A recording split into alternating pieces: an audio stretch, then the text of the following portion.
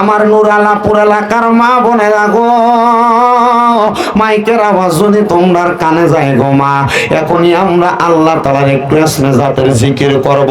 কলবটার ভিতরে ধাক্কা দিয়া আমার আল্লাহ তাআলার একটু মুহাব্বত নিয়ে স্মরণ করবা। এখানে আমার অনেক দাড়ি পাকা মুরব্বী বাবারা আছে রে আব্বা, আপনারা চিন্তা করেন আমরার জীবনের গুনার কারণে আমরা আল্লাহর কাছে কোনো জবাব দিতে পারবো না।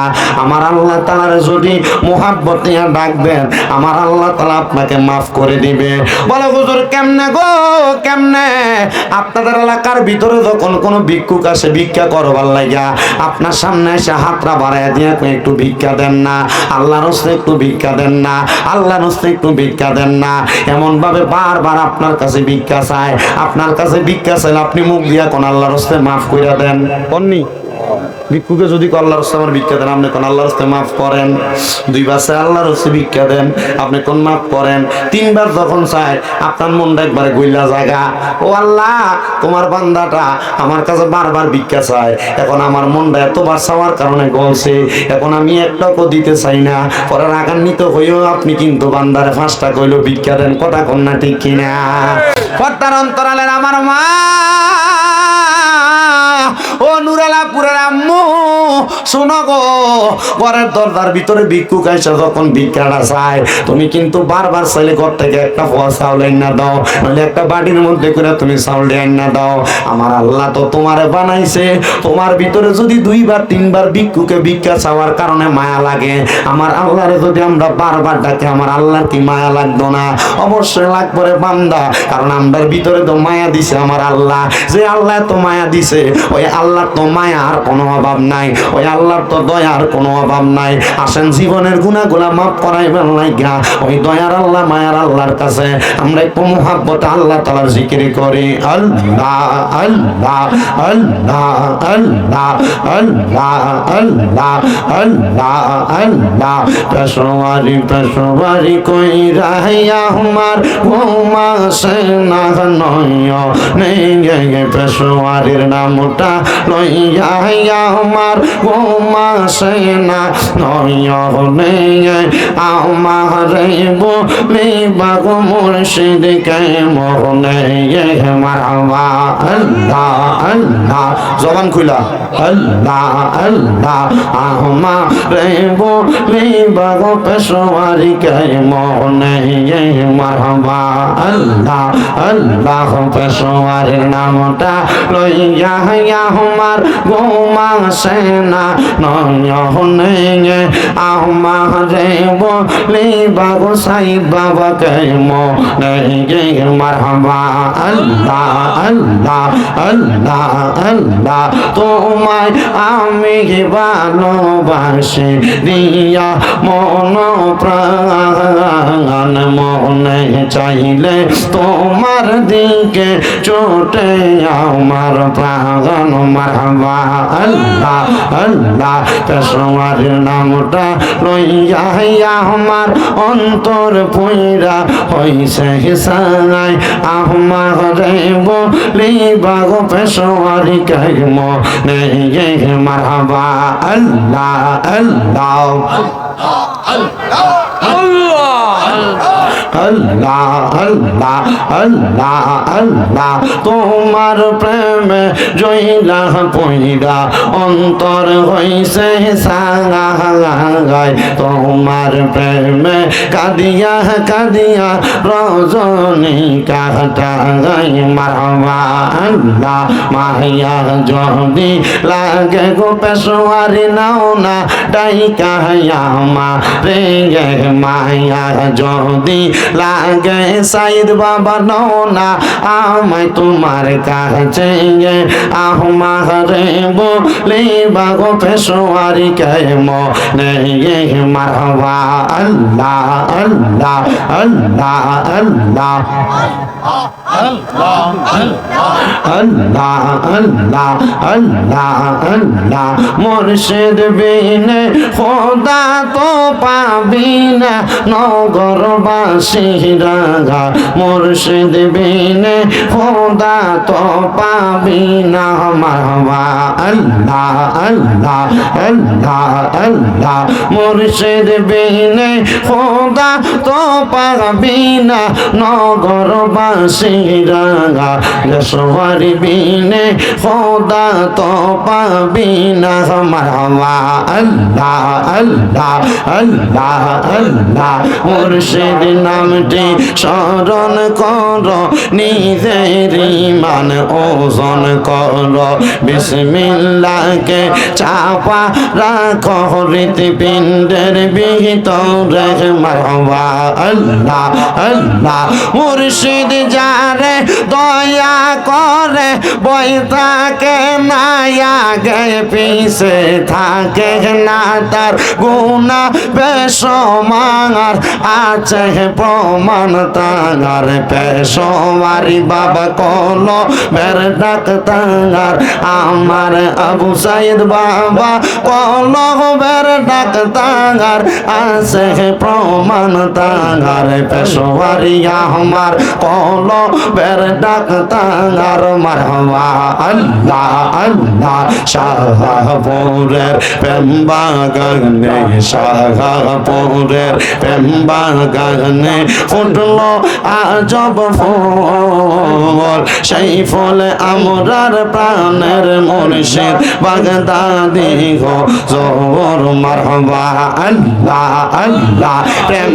বাগানে ফুটলো আজব ফুল মুর্শিদ কেবলার নয়ন মনি শাহজাদা হুজুর মারহাবা আল্লাহ আল্লাহ জবানটা খুইলা আল্লাহ আল্লাহ প্রেম বাগানে ফুটলো আজব ফুল মুর্শিদ কেবলার নয়ন মনি শাহজাদা হুজুর আল্লাহ আল্লাহ জিকিরেতে থাকেন যে মশগুল তারা আল্লাহ আল্লাহ জিকিরেতে থাকেন যে মশগুল সেই ফলে আমার হুজুর কেবলা পেশোয়ারি হুজুর মারহাবা আল্লাহ আল্লাহ আল্লাহ আল্লাহ তোমরা আমায় কি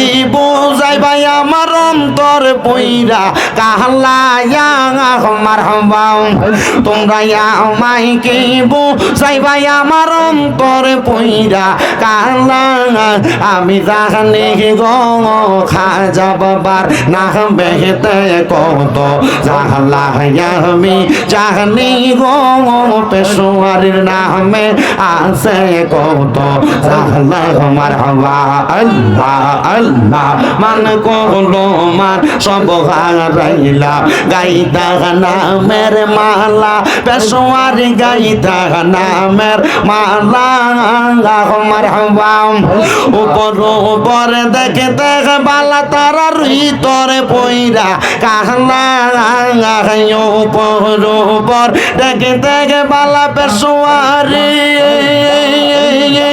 উপর উপর দেখে দেখে বালা তারার ভিতর পইরা কাহলা আমি জানি গো পেশোয়ারির নামে আছে কত জাহলা মাশাআল্লাহ আল্লাহ আল্লাহ মান কহলো মান সব হারাইলাম গাইতা নামের মালা হাই গো গাইতা নামের মালা মারহাবা মুর্শিদ প্রেমে জ্বলতে জ্বলতে অন্তর হইছে বাহালা আমি মুর্শিদ নামটা জপতে জপতে অন্তর হইছে বাহালা আমি জানি গো ও পেশোয়ারির নামে কত জাহলা মাশাআল্লাহ আল্লাহ আল্লাহ আল্লাহ আল্লাহ আল্লাহ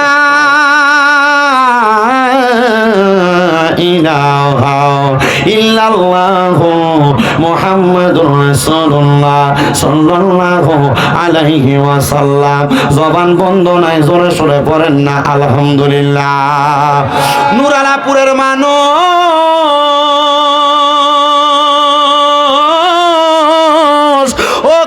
আবু সাঈদ পেশোয়ারী রাহমাতুল্লাহ আলাইহির স্মরণে 11তম বাৎসরিক ইসলামী সুন্নি সম্মেলনে মুসলিম মিয়ার বাড়ির প্রাঙ্গণে এত সুন্দর জান্নাতের বাগানে যারা আসলেন, আপনারা বলেন আল্লাহ তাআলার জিকির করার কারণে আমরার জীবনের গুনাহ আমার আল্লাহ তাআলা মাফ করতে পারে কি পারে না?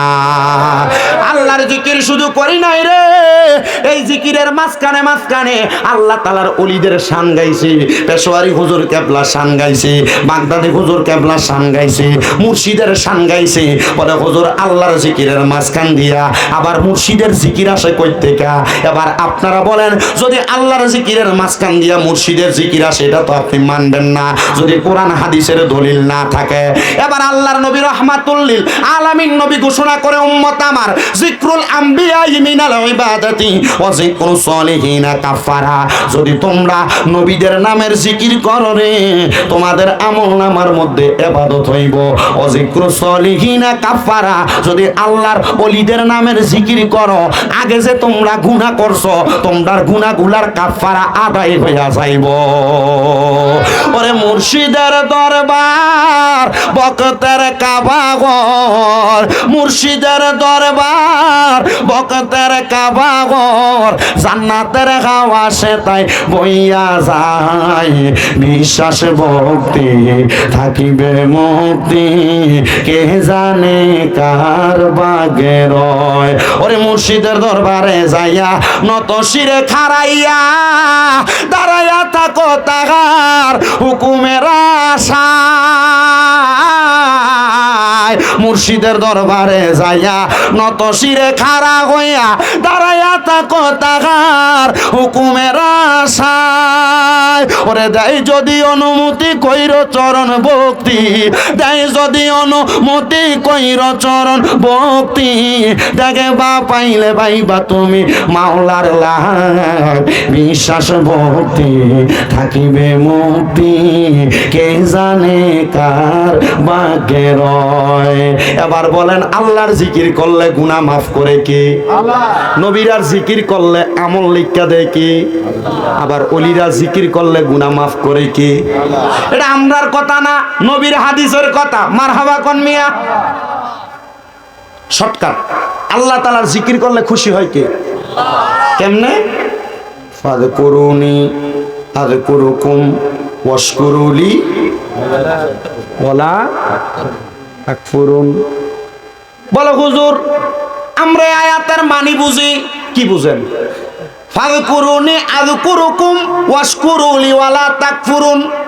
বান্দা তুমি যদি আল্লাহর জিকির করো, আল্লাহ তোমারে স্মরণ করে। বান্দা যদি আল্লাহরে স্মরণ করে, আল্লাহ বান্দারে স্মরণ করে। দূরে দূরে বুঝি নাকি? আমরা তো জিকির করলাম আল্লাহ আল্লাহ আল্লাহ করছি না? আল্লাহ কি জিকির করে? বান্দা বান্দা বান্দা এমনি করে। এই আয়াতের তাফসীর করতেছেন আল্লামা জালালউদ্দিন সুয়ুতী রহমাতুল্লাহ আলাইহি। একটু কম, নাম কি? জালালউদ্দিন সুয়ুতী রহমাতুল্লাহ আলাইহি। যেই জালালউদ্দিন সুয়ুতী আমার নবীরে ওনার জীবনের স্বপ্নে দেখছে ৭৫ বার। কয়বার? কথা কন্যা কয়বার? জালালউদ্দিন সুয়ুতী একটা ডাক দিয়া কয়, জগতের মানুষ রে, তোমরা তো আমার আল্লাহরে স্মরণ করো। আল্লাহ বইলা আমার আল্লাহ তোমারে বান্দা বইলা স্মরণ করে না। মাবুদ তুমি আমরা বান্দারে কেমনে স্মরণ করো তোমার কাছে জানতে চাই। আমার আল্লাহ ডাক দিয়া কয়, বান্দারে, আমার কোন বান্দা যদি বিপদের ভিতরে পইরা আমি আল্লাহরে আল্লাহ কইয়া ডাক দেয়, আমি আল্লাহ ওই বান্দারে বিপদ থেকে উদ্ধার কইরা বান্দারে স্মরণ করি। সুবহানাল্লাহ। এরে আমার এই নুরালাপুর এলাকার পর্দার আড়ালের মা বোনেরা গো, এগো মা, শামীম দাদার বয়ানের আওয়াজটা কানে যায়নি গো মা। এরে আমার নুরালাপুর এলাকার ভাই বাবারা রে, যুবক ভাইয়েরা রে, আমার মুরব্বী বাবারে রে, মনে রাখবে রাখবা, অভাবে ফইরা গেছো। আমার আল্লাহ কয় বান্দা অভাবের ভিতরে ফইরা যখন তুমি আমি আল্লাহরে ডাক দাও, আমি আল্লাহ তাআলা তুমি বান্দার অভাব অনটন দূর কইরা তখন তুমি বান্দারে স্মরণ করি, বান্দারে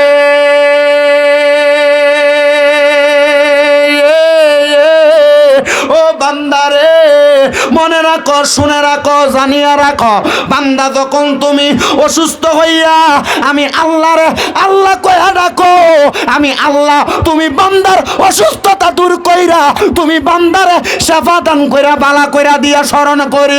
জোরে জোরে বলেন সুবহানাল্লাহ। নুরালাপুরের আব্বার অসুখ হয়ে গেছে। আব্বা অসুখ হওয়ার পরে জ্বরের কারণে ঘুমাইতেছে, আল্লাহ গো কইয়া ডাহে, মা মা কইয়া দি ডাহে না। একটা জায়গা তুষ্টা খাইছে, অভ্যাসের কারণে মাগবো কইয়া ডাকে, কিন্তু পরে ঠিকই কয় আল্লাহ বাঁচাও, আল্লাহ বেতা পেয়ে গেছে আল্লাহ। এই কথা কয় না কেন? ঠিক। আল্লাহ কয় বান্দা এমন জায়গার ভিতরে পয়রা যখন আমারে ডাকো আমি আল্লাহ তোমারে উদ্ধার করি। জোরে কোন সুবহানাল্লাহ। আমার ভাইরা রে গভীর মনোযোগ দিবা। মুসলিম মিয়া ক্ষেতের ভিতরে আয়োজন করছে লাগে ঠান্ডাটা বেশি লাগে। আমি তো উপরে স্টেজে বইছি, আমার মনে হয় আপনারা এনে কত কষ্ট করে বইছেন। আমার মনে হয় মাহফিল যদি না হইতো আপনারা 1000 টাকা দিলে না বইতেন না। এই কথা কেন কেন ভাইয়েরা বাবারা বন্ধুরা, তাহলে আমার আল্লাহ স্মরণ করে বান্দারে উদ্ধার কইরা, ঠিক কিনা? কথা কন না, ঠিক কিনা?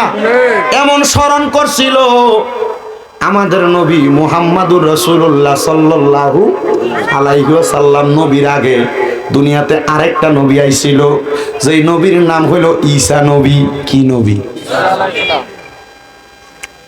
ঈসা নবী। ঈসা নবীর এখনো জন্ম হয় নাই। ঘরে আমার এক ছেলে কয় হুজুর মা মরিয়মের ওয়াজ কইরেন, মা বোনেরা শিখবো, মা বোনেরা মা মরিয়মের ওয়াজটা শুনে অনেক কিছু বুঝবো। সবার জন্য আমি আমার ওয়াজটা ওই দিকে নিয়ে যাই, যেহেতু আজকের মাহফিলটা একজন প্রখ্যাত আল্লাহর ওলি স্মরণের মাহফিল, ঠিক নি? দেখবেন এই ওয়াজের ভিতরে আল্লাহর ওলি শানটা কেমনে আইয়ে। মা মরিয়ম আলাইহিস সালাতু ওয়াস সালাম এখনো দুনিয়াতে আইছে না। মা মরিয়মের ছেলের নাম ঈসা নবী। মারহাবা। হযরতে মরিয়ম এখনো দুনিয়াতে আইছে না। মরিয়ম আলাইহিস সালাতু ওয়াস সালামের মা মানে ঈসা নবীর নানি, ওনার নাম হলো হযরতে হান্না। নাম কি? হযরত হান্না। আর হযরতে ঈসা নবীর নানার নাম হলো হযরতে ইমরান। মারহাবা কন্যা। হযরতে ইমরানের কাজ ছিল উনি বর্তমান যে বাইতুল মুকাদ্দাস আছে, ওই যে ইসরায়েল যে জায়গায় জুলুম করতেছে, ফিলিস্তিনের মুসলমানরা মারে না, এই মসজিদে আকসা, কোরআনের ভাষায় এটারে কয় বাইতুল মুকাদ্দাস।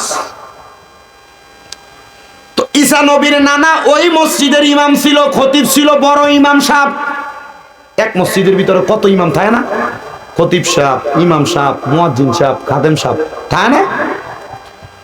ঈসা নবীর নানা ছিল ওই মসজিদের বড় ইমাম সাহেব। তো ঈসা নবীর নানি উনি উনার স্বামীরে বলছে, মানে ঈসা নবীর নানারে বলে, স্বামী গো আপনার কাছে ফরিয়াদ, আপনি দেখেন না আমার আল্লাহ তাআলা তো আমার একটা সন্তান দিতেছে না। ও আল্লাহ, আমার যদি একটা সন্তান হইতো, আমার সন্তানটা আমাদের ইন্তেকালের পরে আমরা লেগে দোয়া করত। মা বাপ কি জিভুতের কাছে টাকা পয়সা চায় না তো, মা বাপ চাই আমরা মরে গেলে আমরা জিভুতে আমরা লেগে দোয়া করত। কি কথা কন না কেন?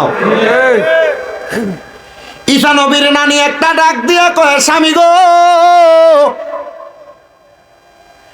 আপনি আল্লাহর কাছে দোয়া করেন না, আমার আল্লাহ তাআলা আমার জন্য একটু দোয়া করত। হযরত ঈসা পয়গম্বরের নানা ইমরান আলাইহিস সালাতু ওয়াস সালাম ডাক দিয়া কয়, হান্না কত দোয়া করলাম, আমার আল্লাহ তো আমি ইমরান আলাইহিস সালাতু ওয়াস সালামের দোয়া কবুল করে না। এ হান্না আসো আজকে আমরা জামাইবো দুইজন মিলেই দোয়া করি। স্বামী স্ত্রী একসাথে মিলা দোয়া করলে দোয়া কবুল হয়। নুরাপুর এলাকায় যখন বিয়া হয় দেখবেন জামাই বরে এক ঘরের ভিতরে ঢুকাইয়া 2 রাকাত নামাজ কিন্তু পড়ায়। কি পড়ায় না আমরা এলাকা আছে নিয়ম এটা? বলে আসুন আমরা 2 জন একসাথে মিল্লা দোয়া করি। বলে কেন? বলে জামাই বউ একসাথে বৈশা দোয়া করলে আমার আল্লাহ তাআলা দোয়া কবুল করে। আসো আমরা একসাথে দোয়া করি। ঈসা নবীর নানি খুশি হইয়া 2 রাকাত নামাজ পড়ছে। নামাজ পড়ে আমার আল্লাহর কাছে ডাক দিয়া কই মাবুদ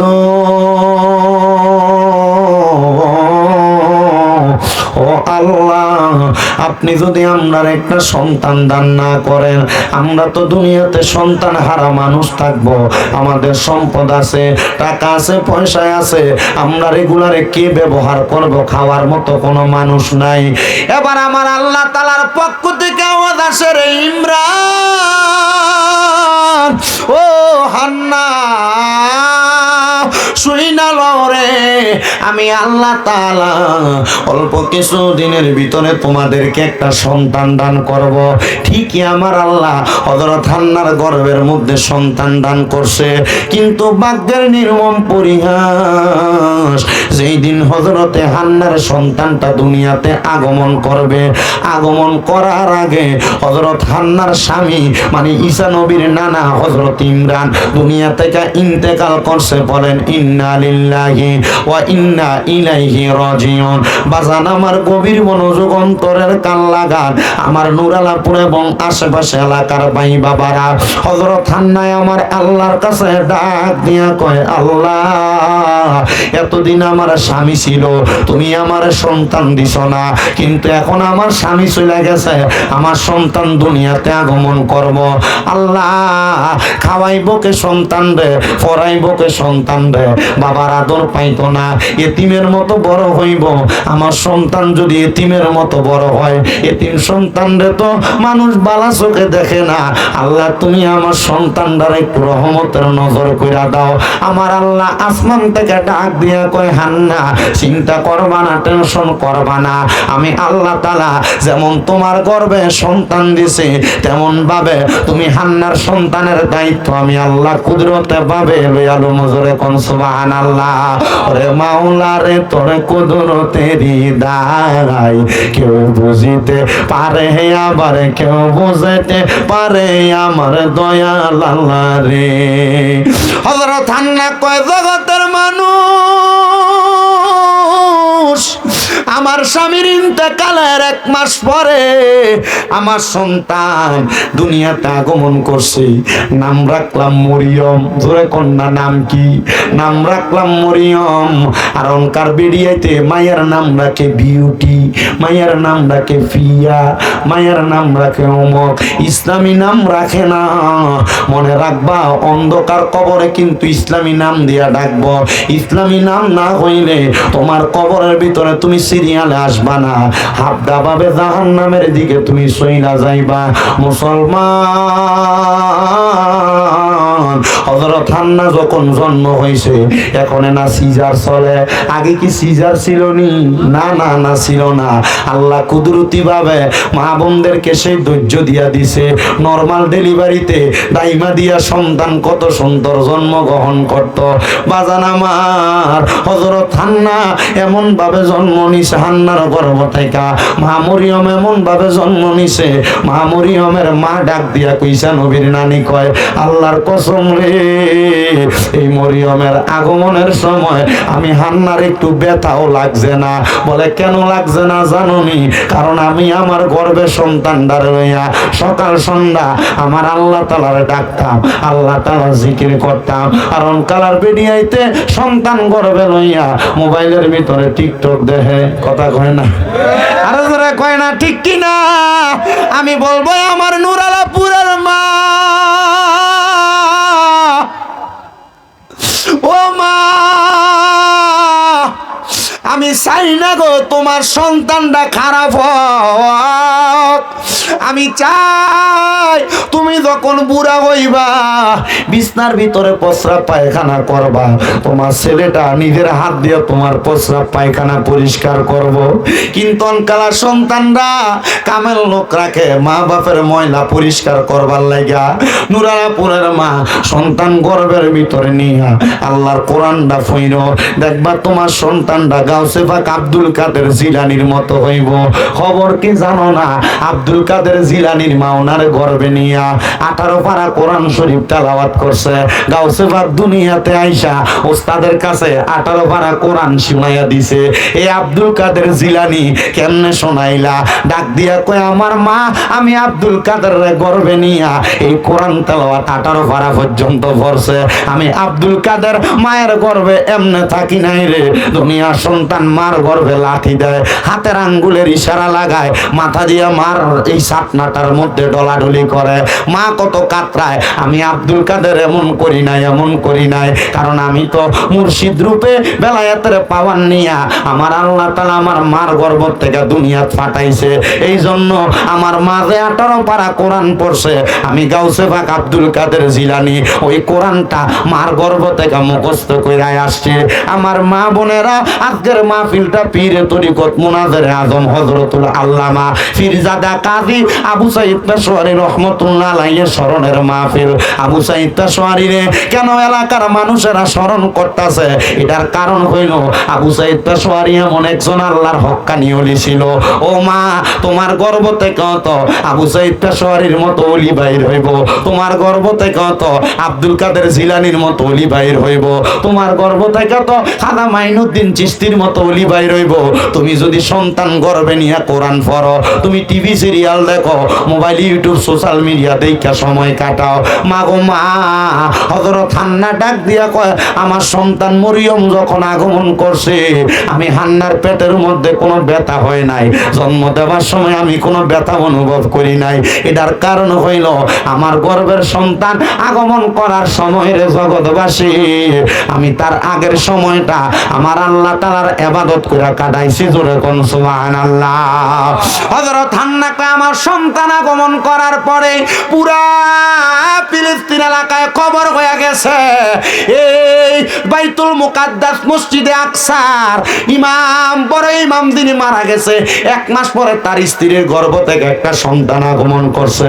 আইও না রে, আমরা তার সন্তানটারে একটু দেখে আসি, তার সন্তানটা কেমন হয়েছে, কত সুন্দর হয়েছে। সবাই দলে দলে আসতেছে। এবার হযরত মরিয়ম রে দেখা দেখা চলে যায়।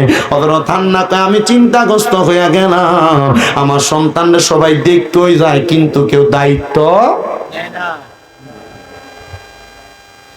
হযরত হান্না চিন্তা করলেন, আমার স্বামী মসজিদে আকসার ইমাম ছিল, আমি আমার মাইয়াটারে সেই জায়গায় লইয়া যাই। মা মরিয়ম রে কুলের ভিতরে কইরা হযরত হান্না মসজিদে আকসার সামনে গেছে, সালাম দিছে, আসসালামু আলাইকুম ওয়া রাহমাতুল্লাহ। মসজিদে আকসার 4 জন ইমাম বের হয়ে আসছে, ডাক দিয়া কয়, কি গো, আপনারা এই মসজিদের বড় ইমাম সাহেবের স্ত্রী, কেন আসছেন? বলে, আমার মাইয়াটার বরণ পোষণ লালন পালনের দায়িত্ব কে নিবে? আমি তো কাউরে দেখি না, আমি একার পক্ষে আমার মাইয়াটারে সামলানো আমার পক্ষে সম্ভব হবে না।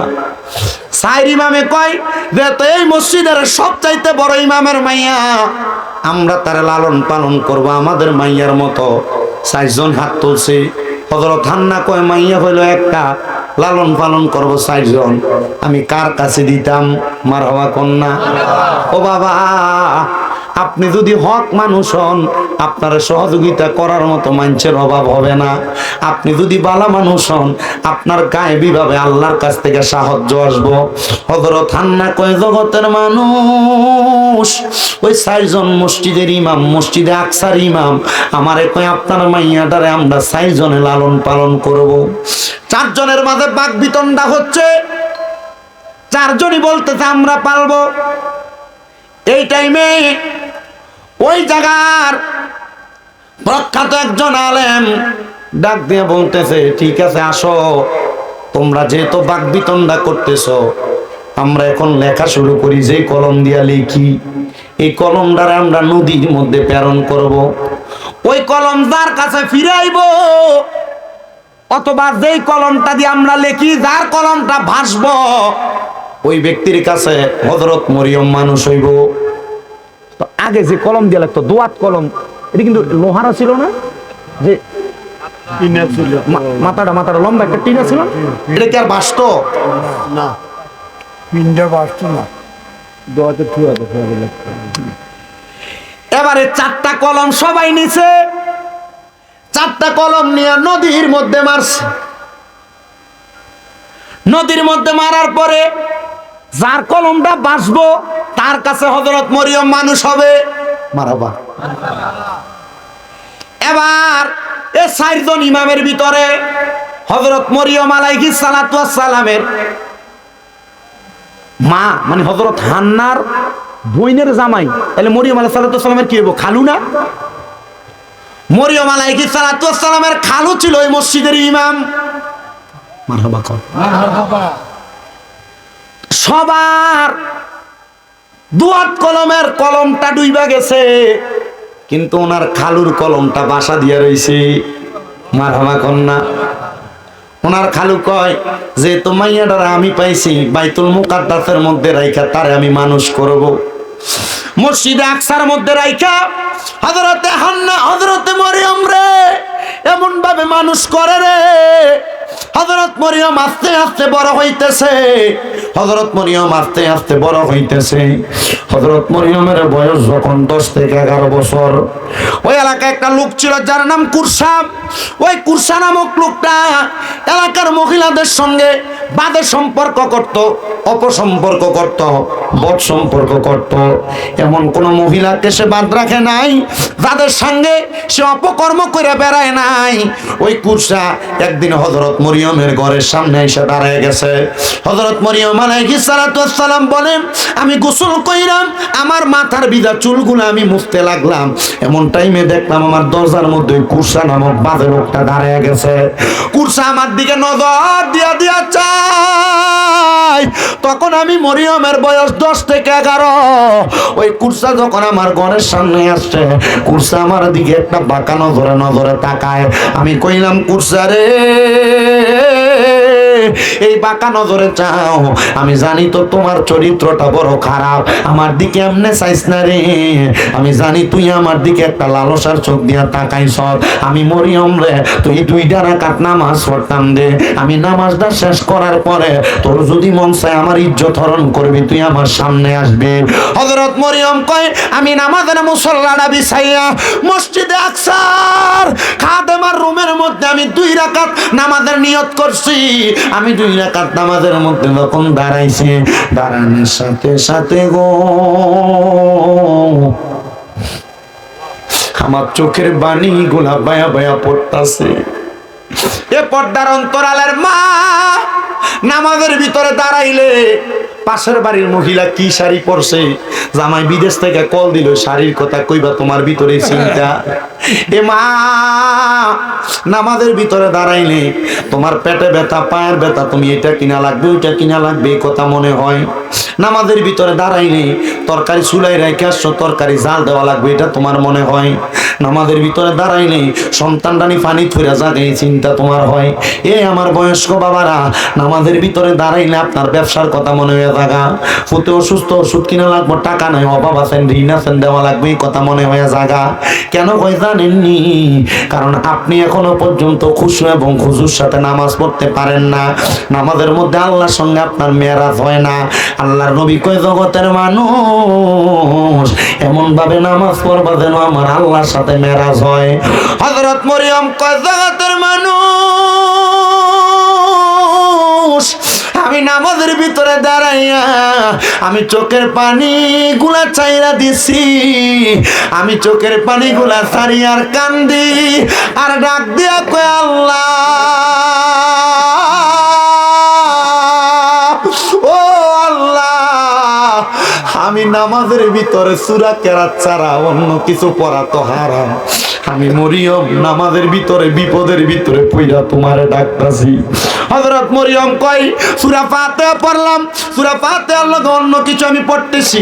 এমন ভাবে কেরাত পড়তে পড়তে পড়তে পড়তে হযরত মরিয়ম বলে, ও জগতের মানুষ, আমি আমার আল্লাহ তাআলার কাছে সেজদার ভিতরে দেয়া শুধু দোয়া করি, আল্লাহ আল্লাহ গো, ও আল্লাহ, এই কুরসা নামক ব্যক্তিটার হয়তো আমার ইজ্জত হরণ করব। তুমি না আমি গর্ভে থাকা অবস্থায় আমার মা বাপরে জানিয়ে দিছ আমি মরিয়মের গর্ভ থেকে একজন নবী জন্মইব। আমি মরিয়মের ইজ্জত যদি ধ্বংস করিয়া দেয়, ও আল্লাহ গো, তুমি বলো না মানুষ তো আমার সন্তানটারে বাজে সন্তান বলবো। আল্লাহ, আমি মরিয়মের ইজ্জত হরণ করতে দিও না, আমি মরিয়মের ইজ্জত হরণ করতে দিও না। মরিয়ম 2 রাকাত নামাজটা যখন শেষ করছে, ডান দিকে সালাম ফিরাইছে, বাম দিকে সালামটা ফিরিয়ে যখন দরজার দিকে তাকাইছে, মরিয়ম কয় আমি তাকাইয়া দেখলাম আমার ঘরের ভিতর থেকে একটা বাতাস জোরে দরজার দিকে গেছে। কুরসা নামক বাজে লোকটা যাইয়া দুপুর করে একটা বাড়ি খাইছে ওই বাইতুল মুকাদ্দাসের ওয়ালের সাথে। ওই কুরসা নামক লোকটা বাড়ি খাইয়া মাথার রক্তপাত হইয়া ইন্তেকাল করছে। জগতের মানুষ রে, কোন মানুষের মনে কষ্ট দেওয়ার আগে সাবধান, কোন মানুষের সাথে অন্যায় করতে সাবধান, কোন মানুষের সাথে জুলুম অত্যাচার করতে সাবধান। বলো হুজুর কেন? ওই মানুষটা যদি নামাজের সিজদার ভিতরে যাইয়া তোমার অভিশাপ দেয়, আরে দুনিয়ার মাইর কাটানো যায়, হসপিটালের মধ্যে যাওয়ার পরে আপনার ওই মাইর গুলারে 5 দিনের রিমান্ড চাইলে প্রতি 5,000, 1 দিনের রিমান্ড কাটা।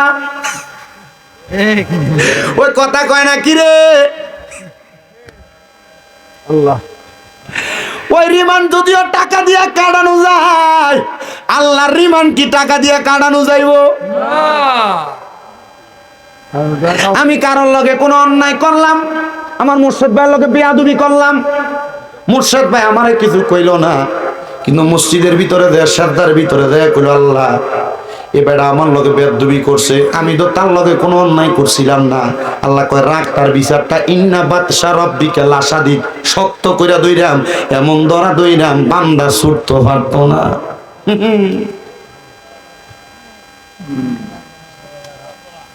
তো মানুষের কষ্ট দিতে হিসাব কইরা দিয়েন, পরের হক খাইতে একটু বাচ্চা খাইয়েন, মানুষের জায়গাত খুঁড়ি গাড়াইতে একটু বুজ্জা গাড়াইয়েন, মানুষের ওজনে কম দিতে বুজ্জা কম দিয়েন। কি কথা কয়? সুদের টিয়া গোসের টিয়া খাইতে বুজ্জা খাইয়েন, কারণ এটার কারণে কবরের ভিড়া কম ভিড়া না বেশি ভিড়া? হযরত মরিয়ম কয় আমি দুনিয়ার কোন আদালতে বিচার দিছি না, আমি বিচার দিছি একজনের আদালতে, একটা জবানও বন্ধ নাই।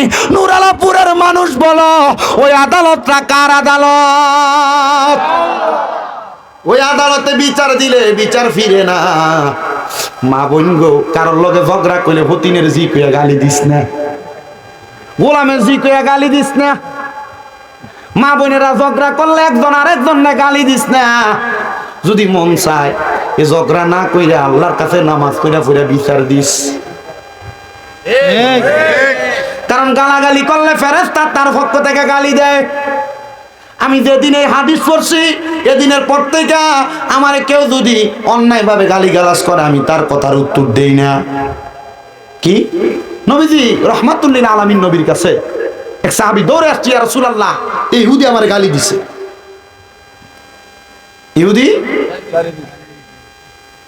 ইহুদি নবীজির সামনে এসে আবার গালি দিল। নবী আমার মুস্কি মুস্কি হাসে। সাহাবী ডাক দিয়ে কই, ইয়া রাসূলুল্লাহ আমারে গালি দিয়ে আপনি দিয়ে হাসেন। ইয়া হাবিবাল্লাহ আমারে গালি দিয়ে আপনি দিয়ে হাসেন। সাহাবীটারে ওই ইহুদিটা আরেকবার গালি দিছে। নবীর হাসি দেখে সাহাবী কয় নবী তো বিচার করে না। ওই সাহাবী তার গালির জবাব দিয়ে দিছে, আমার নবী মুখটা কালা করে ফেলছেন। সাহাবী কই, ইয়া রাসূলুল্লাহ, চিন্তা করছেন?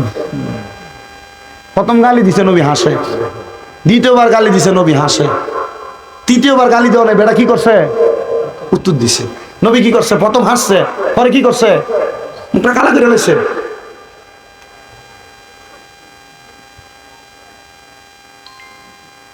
সাহাবী কই ইয়া রাসূলুল্লাহ, ও দয়ার নবী, দুইবার গালি দিলাম না হাসলেন, তে তিনবার গালি দিলাম, আমি তার জবাবটা দিলাম।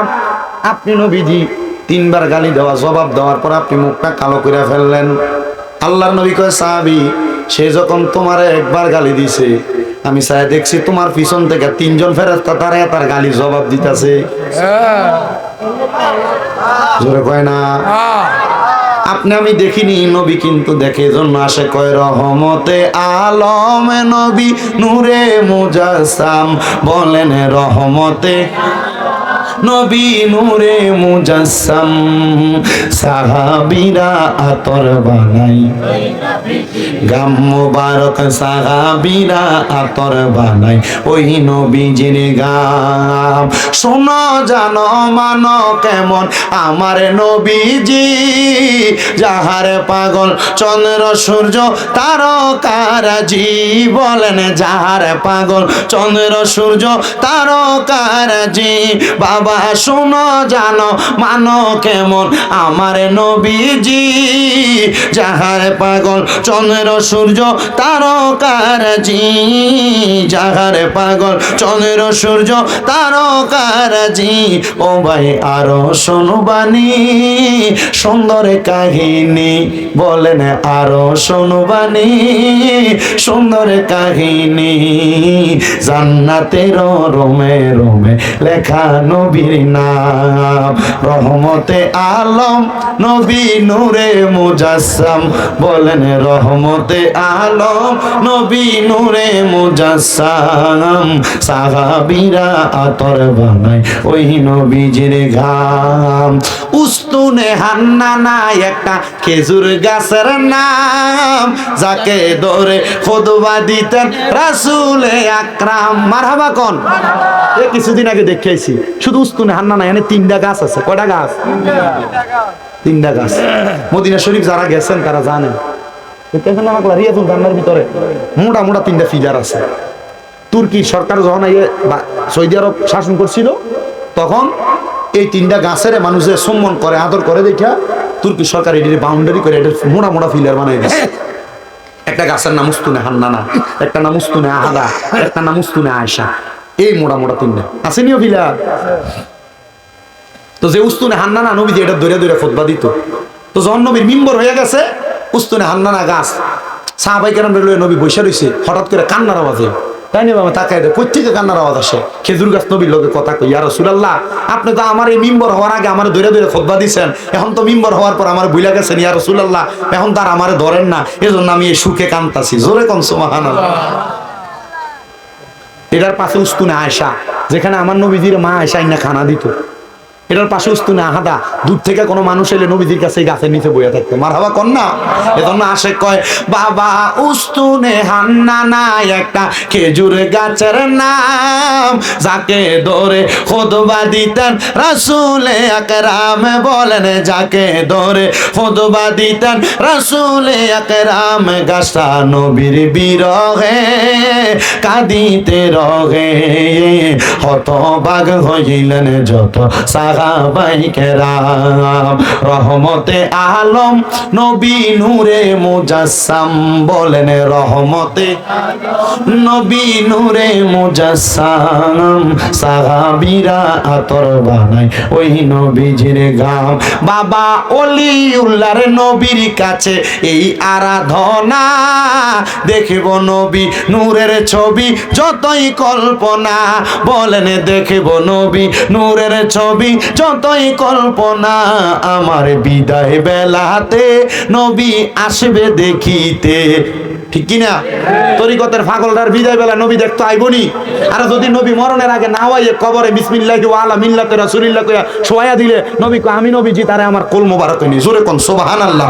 আমার বিদায় বেলাতে নবী আসবে দেখিতে, আমার বিদায় বেলাতে নবী আসবে দেখিতে, আমরা সবাইকে আমার করে জানাবো সালাম। আমার মুসলমান তো যেই কথা যেটা বলতেছিলাম, ওই সাহাবী যখন গালির জবাব দিছে, নবীর মুখটা কি কালা না সাদা? নবীর মুখটা একবার অন্ধকার করে ফেলছে। সাহাবী কই, ইয়া রাসূলুল্লাহ, দুইবার গালি দিল, আপনি হাসলেন। তৃতীয়বার গালি দেওয়ার পরে আমি জবাব দিলাম, আপনি নবীর মুখ মুবারক কালো করলেন। নবী গো, কারণটা কি জানতে চাই? আমার নবী কয়, তুমি যখন প্রথম গালিটা শুনলা, জবাব দেও নাই, চুপ ছিলা, তোমার পক্ষ থেকে 3টা ফেরেশতা জবাব দিয়া দিছে। দ্বিতীয়বার যখন তোমারে গালি দিল, তুমি জবাব দাও নাই, 6 জন ফেরেশতা তোমার জবাব দিছে। কিন্তু তৃতীয়বার যখন তুমি তারে গালিটা প্রদান করার পরে জবাব দিছো রে, আমি দেখলাম ওই ফেরেশতাগুলা ফিরা চইলা যায়। আমি এই জন্য নবীজি মুখটা কালা কইরা ফালাইছে। আমার নবী কয়, উম্মত, কেউ যদি তোমরা গালি দেয়, তুমি তারে ফিরা গালির জবাব দিও না, তোমার পক্ষ থেকে ফেরেশতা তারে জবাব দিয়া দিব। আমার এই নুরালাপুরের মা ও সোশ্যাল মিডিয়ার মাধ্যমে দেখনেওয়ালা দেশের মা বোনেরা গো, কেউ যদি তোমার অন্যায় ভাবে গালি দেয়, কেউ যদি তোমার গালি দেয় অন্যায় ভাবে হোক অন্যায় ভাবে হোক, তার গালির জবাবটা তুমি তোমার মুখ দিয়া দিও না। বলে হুজুর কেন? কারণ গালির জবাব দিলে তোমার গালির জবাবটা কিন্তু ফেরেশতার দিত না। তুমি যদি চুপ কইরা থাকো, আমার আল্লাহ তাআলার ফেরেশতারা তোমার পক্ষে থেকে তোমার জবাবটা দিয়া দিব।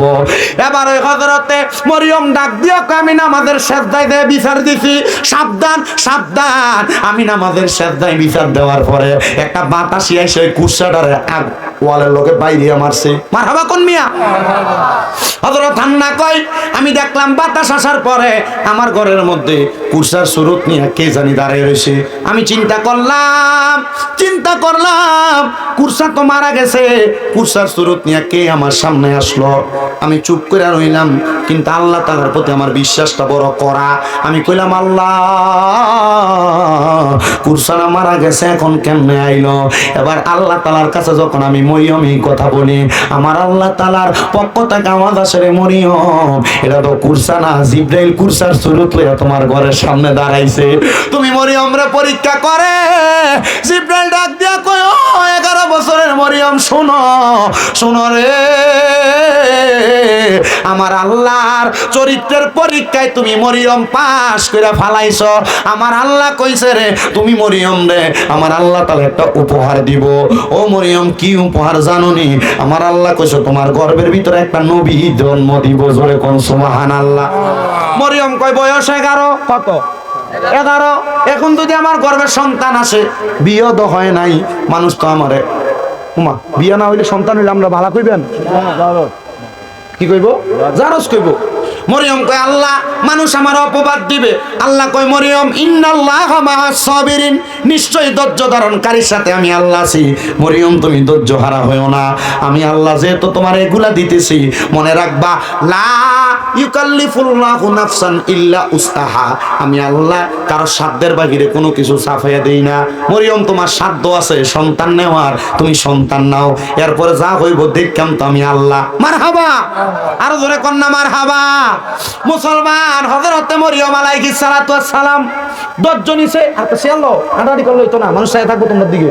মরিয়ম আলাইহিস সালাতু ওয়াস সালাম, হুজুর দেখতাছে না, তার কাছে ভালো লাগতেছে না, হুজুর না দেখলে ওয়া শুনে মজা আছে। ও মরিয়ম আলাইহিস সালাতু ওয়াস সালাম কয়, আল্লাহ, তাহলে কেমনে সন্তান দিবেন?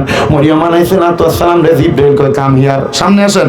মরিয়ম আলাইহিস সালাতু ওয়াস সালাম সামনে, জিবরাইল কয়, ও মা মরিয়ম, আপনি একটু আপনার মুখটারে হা করেন। হযরত মা মরিয়ম জিবরাইলের সামনে আবার মুখটা হা করছে। জিবরাইল কয়, মারহাবা। হুজুরে কয় না মারহাবা। জিবরাইল কথা কইছে। জিবরাইল কয়, মরিয়ম মা সামনে আসেন। হযরত মরিয়ম সামনে, জিবরাইল ফু দিয়া দিছে। মারহাবা কোন মারহাবা। হযরত মরিয়ম অল্প কিছুদিনের মধ্যে গর্ভবতী। পুরা বাইতুল মুকাদ্দাস এলাকার মানুষ কয়, কিরে মরিয়মের গর্ভে যে সন্তান, বিয়া তো হয় নাই, সন্তান আসলো কই থেকে? মরিয়ম কয়, আল্লাহ, সন্তান দিলা, এই কলঙ্কের ডোল লই আমি এখন কি করব? মানুষ আমারে কলঙ্ক দেয়। আল্লাহ কয়, মরিয়ম ধৈর্য ধারণ করো। মরিয়ম কয়, আল্লাহ ধৈর্য ধরলাম তো, মানুষ তো আমারে কলঙ্ক দেয়। সন্তান 10 মাস 10 দিন পরে দুনিয়া থেকে আগমন। পুরা ফিলিস্তিনের মানুষ আসছে হযরত মরিয়মকে মারার জন্য। ডাক দিয়া কয়, যে সন্তানের বাবা নাই এই সন্তানকে আমরা এলাকায় রাখা যাবে না, এই সন্তান আমরা এলাকায় থাকলে অমঙ্গল হবে। এমন কথা কয় না, অমঙ্গল হবে। মরিয়ম কয়, আল্লাহ সন্তান দিশনে একরকম ছিলাম, কিন্তু সন্তান গর্ভে দিয়ে এখন জন্ম দেওয়ার পর আমি মার কাছ থেকে এই ইহুদিরা আমার সন্তানটারে কাইরা নিয়ে যাবে, আমি মার কলজাটা তো মানে না।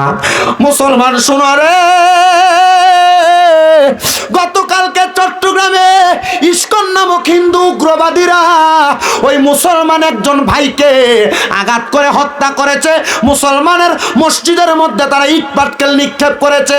তাদের প্রভু নামক ইস্কনের গুরু ঠাকুর মেয়ে নিয়ে অপকর্ম করছে।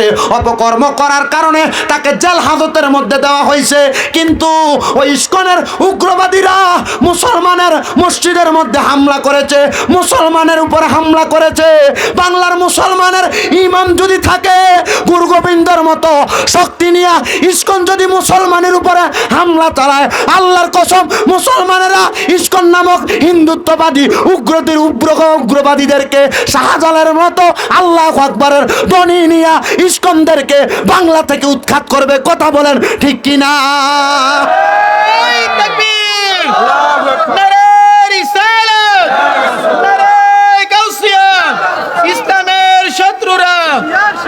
হিন্দুদের মাঝে দুইটা দল। কয়টা দল? দুইটার মধ্যে যারা সনাতনী তারা নরমাল ভাবে চলে, কারোর সাথে ঝামেলায় যায় না। কিন্তু এই ইস্কন নামক সংগঠনটা বড় উগ্রবাদী সংগঠন। আগে জঙ্গি টোয়াইতো মাদ্রাসায়, এখন জঙ্গি দেখা যায় ইস্কনের এখানে। কথা কন না কেন? বাংলাদেশের অন্তর্বর্তীকালীন সরকার ডক্টর মোহাম্মদ ইউনূস সাহেব, আপনার কাছে আমরা জানান করতে চাই, আমাদের একজন ভাই অ্যাডভোকেট ছিল, ইসলাম ধর্মের পক্ষে সে কথা বলেছে, ওই ব্যক্তিকে হত্যা করেছে ওই ইস্কনের যে উগ্রবাদীরা বাংলাদেশের মসজিদের মধ্যে আঘাত করেছে। মসজিদে আঘাত করে কোটি কোটি মুসলমানদের অন্তরের মধ্যে কলিজার মধ্যে আঘাত করেছে। যে ইস্কনের সদস্যরা এই মুসলমানদের মসজিদের মধ্যে আঘাত করেছে, বাংলার কাঠগড়ার মধ্যে হিন্দুত্ববাদী ইস্কনদের শাস্তি হওয়া লাগবে। কথা বলেন ঠিক কিনা? দুই দাঁতের চোয়ালের মাঝখানে জিহ্বা যেমন নিরাপদ, সকল ধর্মের, মুসলমান ধর্ম ছাড়া অন্য ধর্মের সবাই মুসলমানের কাছে নিরাপদ। কথা বলেন না কেন? কিন্তু কয়েকদিন আগে হিন্দুত্ববাদীরা পূজা যখন করছে মুসলমানরা পাহারা দিছিল। কি কথা বলেন না কেন? আমরা ওই মুসলমানদেরকে বলবো, যেহেতু পাহারা দিছেন, এখন দেখেন পাহারা দেওয়ার পরিণাম কি হয়ে দাঁড়াইছে। তারা আমাদের মসজিদের মধ্যে আঘাত করেছে। মসজিদ, মুসলমানদের কেবলাল মসজিদ বাইতুল্লাহ, এগুলাতে আঘাত করলে মুসলমান ঠান্ডা থাকবে না। আপনারা তো হুমনার এই গ্রাম অঞ্চলে থাকেন, হয়তোবা সোশ্যাল মিডিয়ার মাধ্যমে যুবকরা দেখে, আপনারা অনেকে দেখেন। মুসলমান একটা কথা মনে রাখবেন, বাংলাদেশের মধ্যে ভারতের এজেন্ডা বাস্তবায়ন করতে চায়। এরা চায় হিন্দুত্ববাদীরা মুসলমানদের বিভিন্ন ধর্মীয় পাঠশালাগুলা, বিভিন্ন ধর্মীয় কার্যক্রমগুলা বন্ধ করানোর জন্য, এগুলার মধ্যে উগ্রবাদী ঝরানোর জন্য। এগুলা যদি করে বাংলার মুসলমান কি এমনি বসে থাকবে নাকি? কথা বলেন না ঠিক কিনা? বাংলার মুসলমান এমনি থাকবে না। আরেকটা কথা জানান করে দিতে চাই, বাংলার মানুষ স্বাধীনতাও চাইছে। বাংলার মানুষ বাংলাদেশের জমিনে সহজভাবে, সরলভাবে, সঠিকভাবে চলাফেরা করার ক্ষমতাও চাইছে। কিন্তু বাংলার মানুষ চায় নাই কারোর উপর আঘাত হবে, অত্যাচার হবে। অত্যাচার হচ্ছে, মাদ্রাসার দুইটা ছেলেকে প্রথম আলোর অফিসের সামনে পিটিয়ে মারা হয়েছে। কই এটার বিচার এখনো হচ্ছে না। আল্লাহর কসম এগুলোর বিচার হওয়া লাগবে। কথা বলেন ঠিক কিনা? মুসলমান যদিও দুনিয়ার জমিনের ভিতরে বিচার না হয়, মুসলমান যদি আমাদের সেজদার মধ্যে যে আল্লাহর কাছে বিচার দেয়, এটার বিচার কিন্তু হবে। কথা বলেন না কেন? হযরত মরিয়ম কয়, আল্লাহ তোমার কাছে সেজদার যে বিচার দিতেছি, আল্লাহ আমার তো এরা মাঝে কইতাছে, খারাপ কইতাছে, আমার সন্তান জন্ম দিয়েছে, কিন্তু সন্তানের তো বাপ নাই, সন্তানের পরিচয় নাই, আল্লাহ তুমি বিচার করো। এরা আইছে মরিয়ম আলাইহিস সালামের কোলে হযরত ঈসা নবী টান দিয়ে লয়ে যাবে। কেউ গর্ত করছে, কইছে এটা জেতা কানা এলেবা। কেউ আগুন জ্বালাচ্ছে, কইছে ডাইরেক্ট আগুনে দিয়ে ফেলবা। জিনারা আগুনে দিতে কো, উনি কি সাধারণ মানুষ না নবী? জোরে কম। হযরত ঈসা নবীর হাতের মধ্যে নিছি ইহুদিরা জীবিত অবস্থায় গর্তের মধ্যে ফেলে দিবে, আগুনে ফেলে দিবে।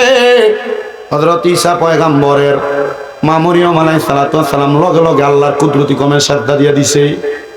আল্লাহরে সাজদা দিয়া কয়, আল্লাহ আমার সন্তানরে মাইরা লাইবো, আমি মা কেমনে সহ্য করব? মার মতো আদর কিন্তু ভূতেরা কেউ করে না। ও বন্ধু, ওই মা বাবার মনে কষ্ট দিয়া দুনিয়াতে শান্তি পাইবা না, আখিরাতের মধ্যে শান্তি পাইবা না। সে কই তোমরা কোনোদিনও মায়েরই মনেতে কষ্ট দিও না, তোমরা কোনোদিনও মায়েরই মনেতে কষ্ট দিও না। হায়রে মায়ের মনে কষ্ট দিলে খোদা তো পাবি না, বলেন মায়ের মনে খোদা তো পাবি না। তোমরা কোনোদিনও মায়েরই মনেতে কষ্ট দিও না। কত পাপী আছে যে মাকে কষ্ট দেয়, মায়ের মনে কষ্ট দিয়ে অভিশাপ নেয়। আরে মায়ের মনে কষ্ট দিলে খোদা তো পাবি না, বলেন মায়ের মনে খোদা তো পাবি না। তোমরা কোনোদিনও মায়েরই মনেতে কষ্ট দিও না। মাগো তোমার মত লয় না কেহ আমায় বুকে টানি, আদর করে মুছে না কে ও মা, আদর করে মুছে না কেউ আমার চোখের পানি। হায়রে মা জননী আমার, হায়রে মা জননী। কিন্তু বর্তমান জামানা অনেক পরিবর্তন হয়ে গেছে। যে ফুতে কামাই করে আইন না দেয়, মা বাপ ওই ফুতের বেশি আদর করে। কথা কন না কারণ ঠিক নেই তো, কথা মূলটার মধ্যে থাকি। মায়ের আদরটা বেশি, কি আদরটা বেশি।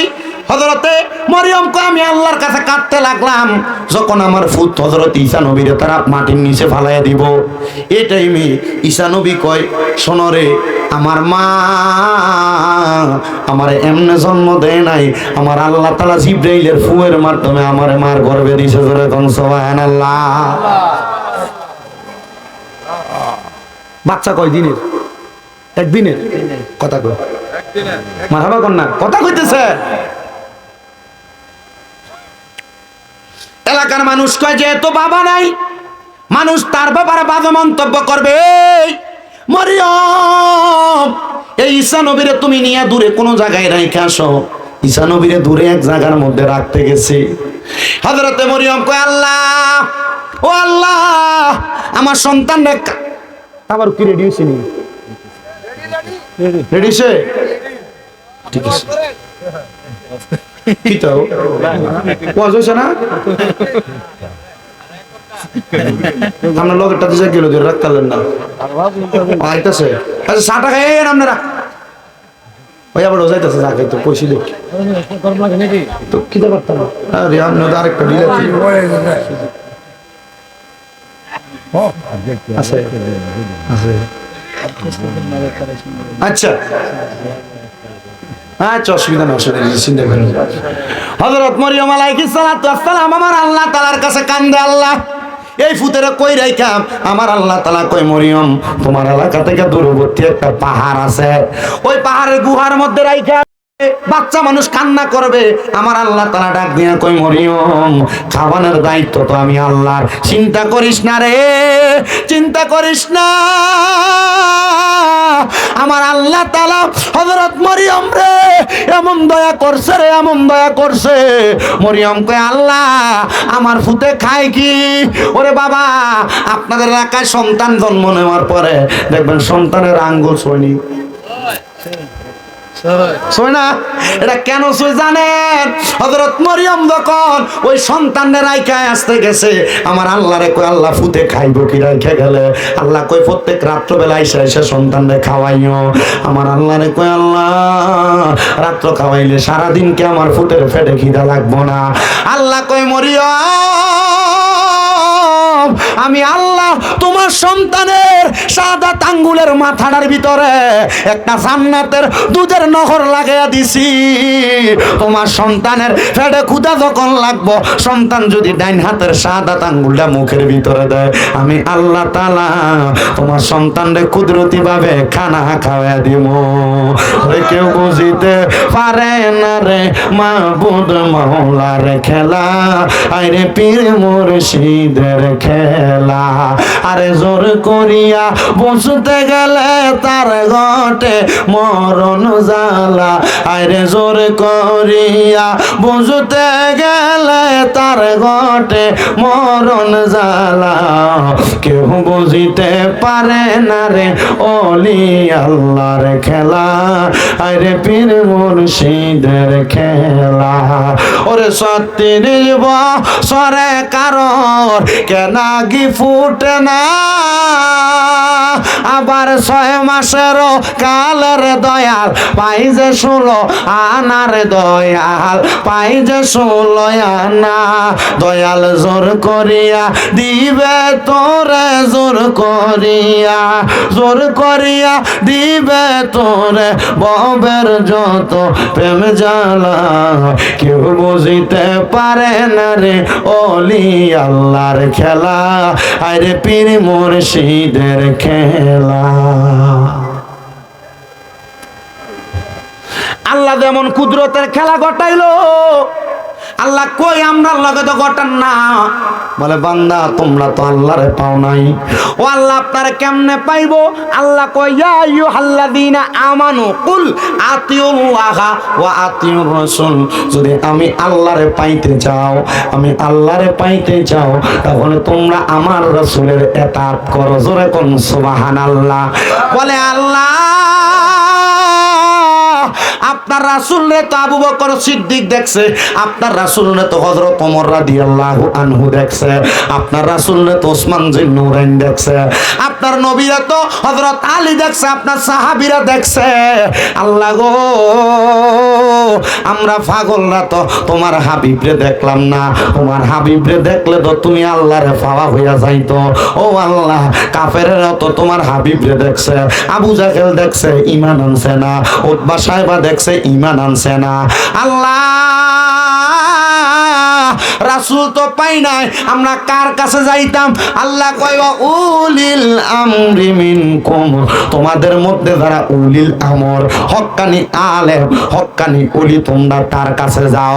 ও বন্ধুরে, পীরে তরিকত মুনাজ্জেরে আজম আল্লামা হযরতুল আল্লামা পীরজাদা কাজী আবু সাঈদ পেশোয়ারি রাহমাতুল্লাহ আলাইহি কত বড় আলেম ছিল। হোমনা বানসারামপুরের মানুষের কাছে বাইঙ্গা বোঝানো লাগতো না, নরসিংদীর মানুষের কাছে বাইঙ্গা বোঝানো লাগতো না। যদি ওনার কবরটার সামনে, মাকবারার সামনে, রওজার সামনে, মাজারের সামনে দয়া জিজ্ঞাসা করবা, মুরাকাবা কইরা, মুশাহাদা কইরা, ও কাজী আবু সাঈদ পেশোয়ারি রাহমাতুল্লাহ আলাইহি আপনি কেমনে ওলি হইছেন? আপনার কি লেগে তো পাওয়ার? মানছে কি লেগে আপনারে মানে? মানছে কি লেগে আপনার অনুসরণ করে? হযরত কাজী আবু সাঈদ পেশোয়ারি কইব রে, আমি আমার রাসূলরে ভালোবাসছিলাম, আর আমার আল্লাহ তাআলা রাসূলের ভালোবাসা মুহাব্বত আমি কাজী আবু সাঈদ পেশোয়ারির কলবে থাকার কারণে সমস্ত এলাকার মানুষের অন্তরে আমি আবু সাঈদের ভালোবাসা দান কইরা দিছে।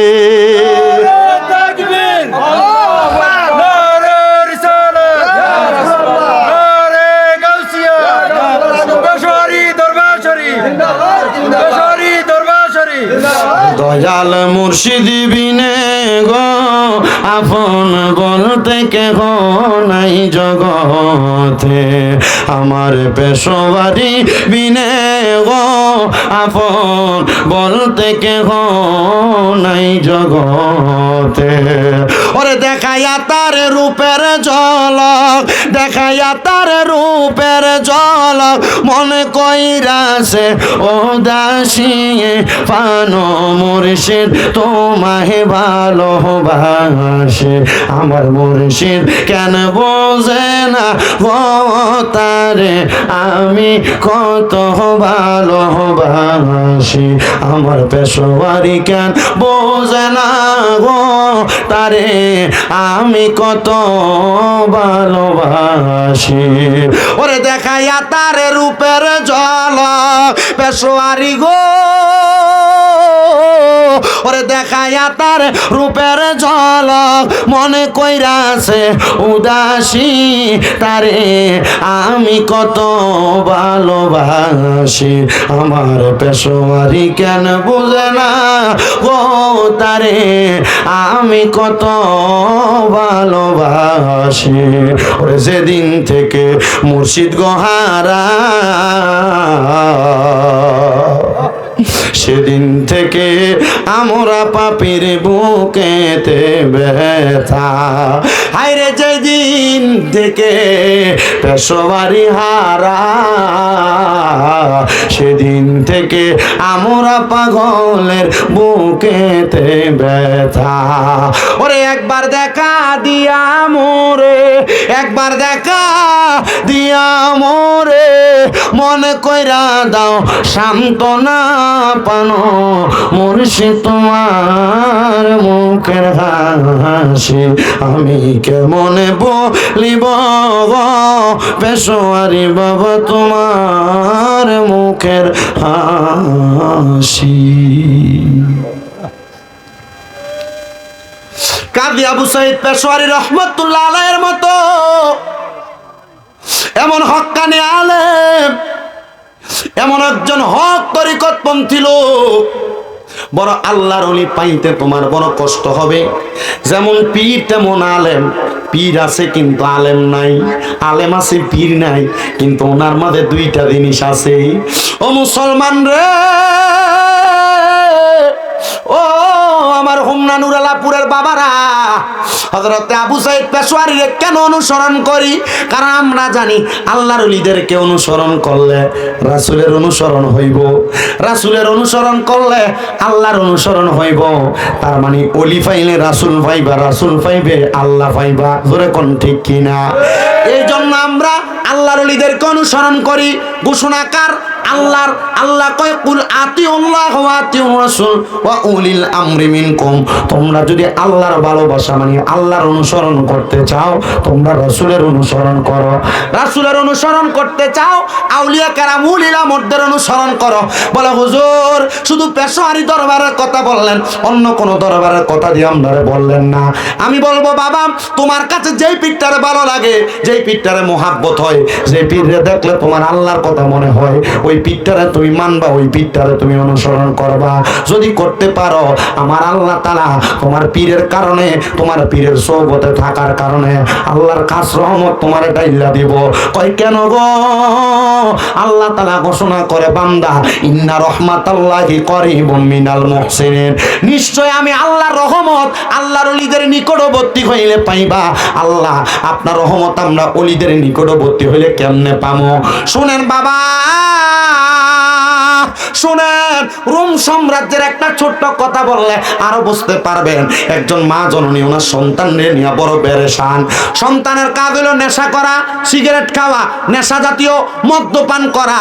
এই নেশাখোর সন্তানদেরকে নিয়ে মা বাবা বড় জ্বালায় আছে, মা বাপ বড় যন্ত্রণায় আছে।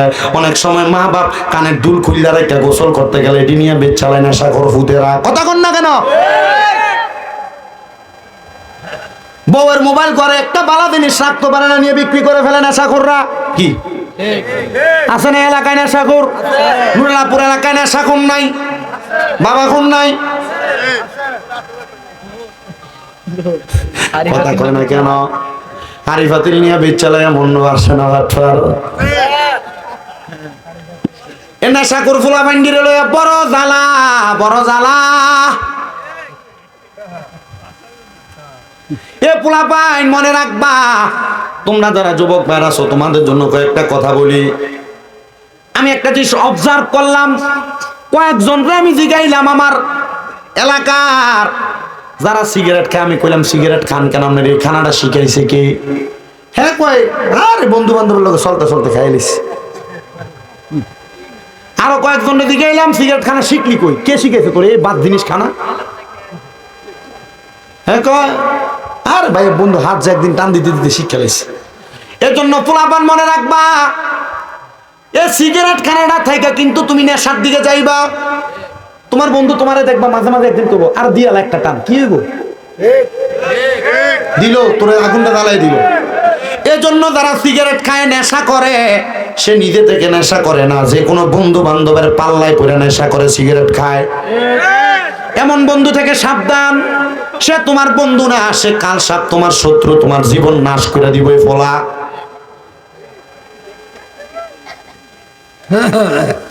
তো হিসাব করে দেখলাম যারা যারা সিগারেট খায় এরা মোটামুটি যে কোনো না কোনো বন্ধু বান্ধবের পাল্লায় পড়ে সিগারেট খায়।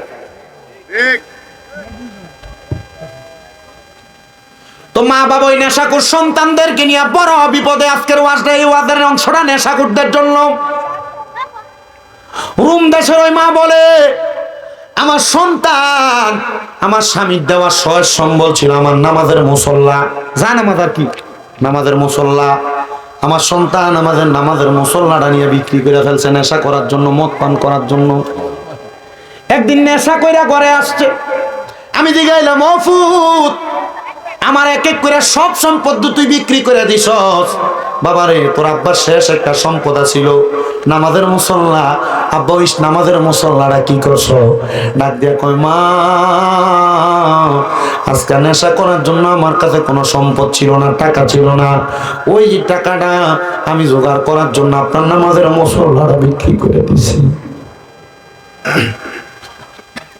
আর ওই নামাজের মুসল্লাটা যে বেটা কিনছে উনি বড় একজন আল্লাহর ওলি।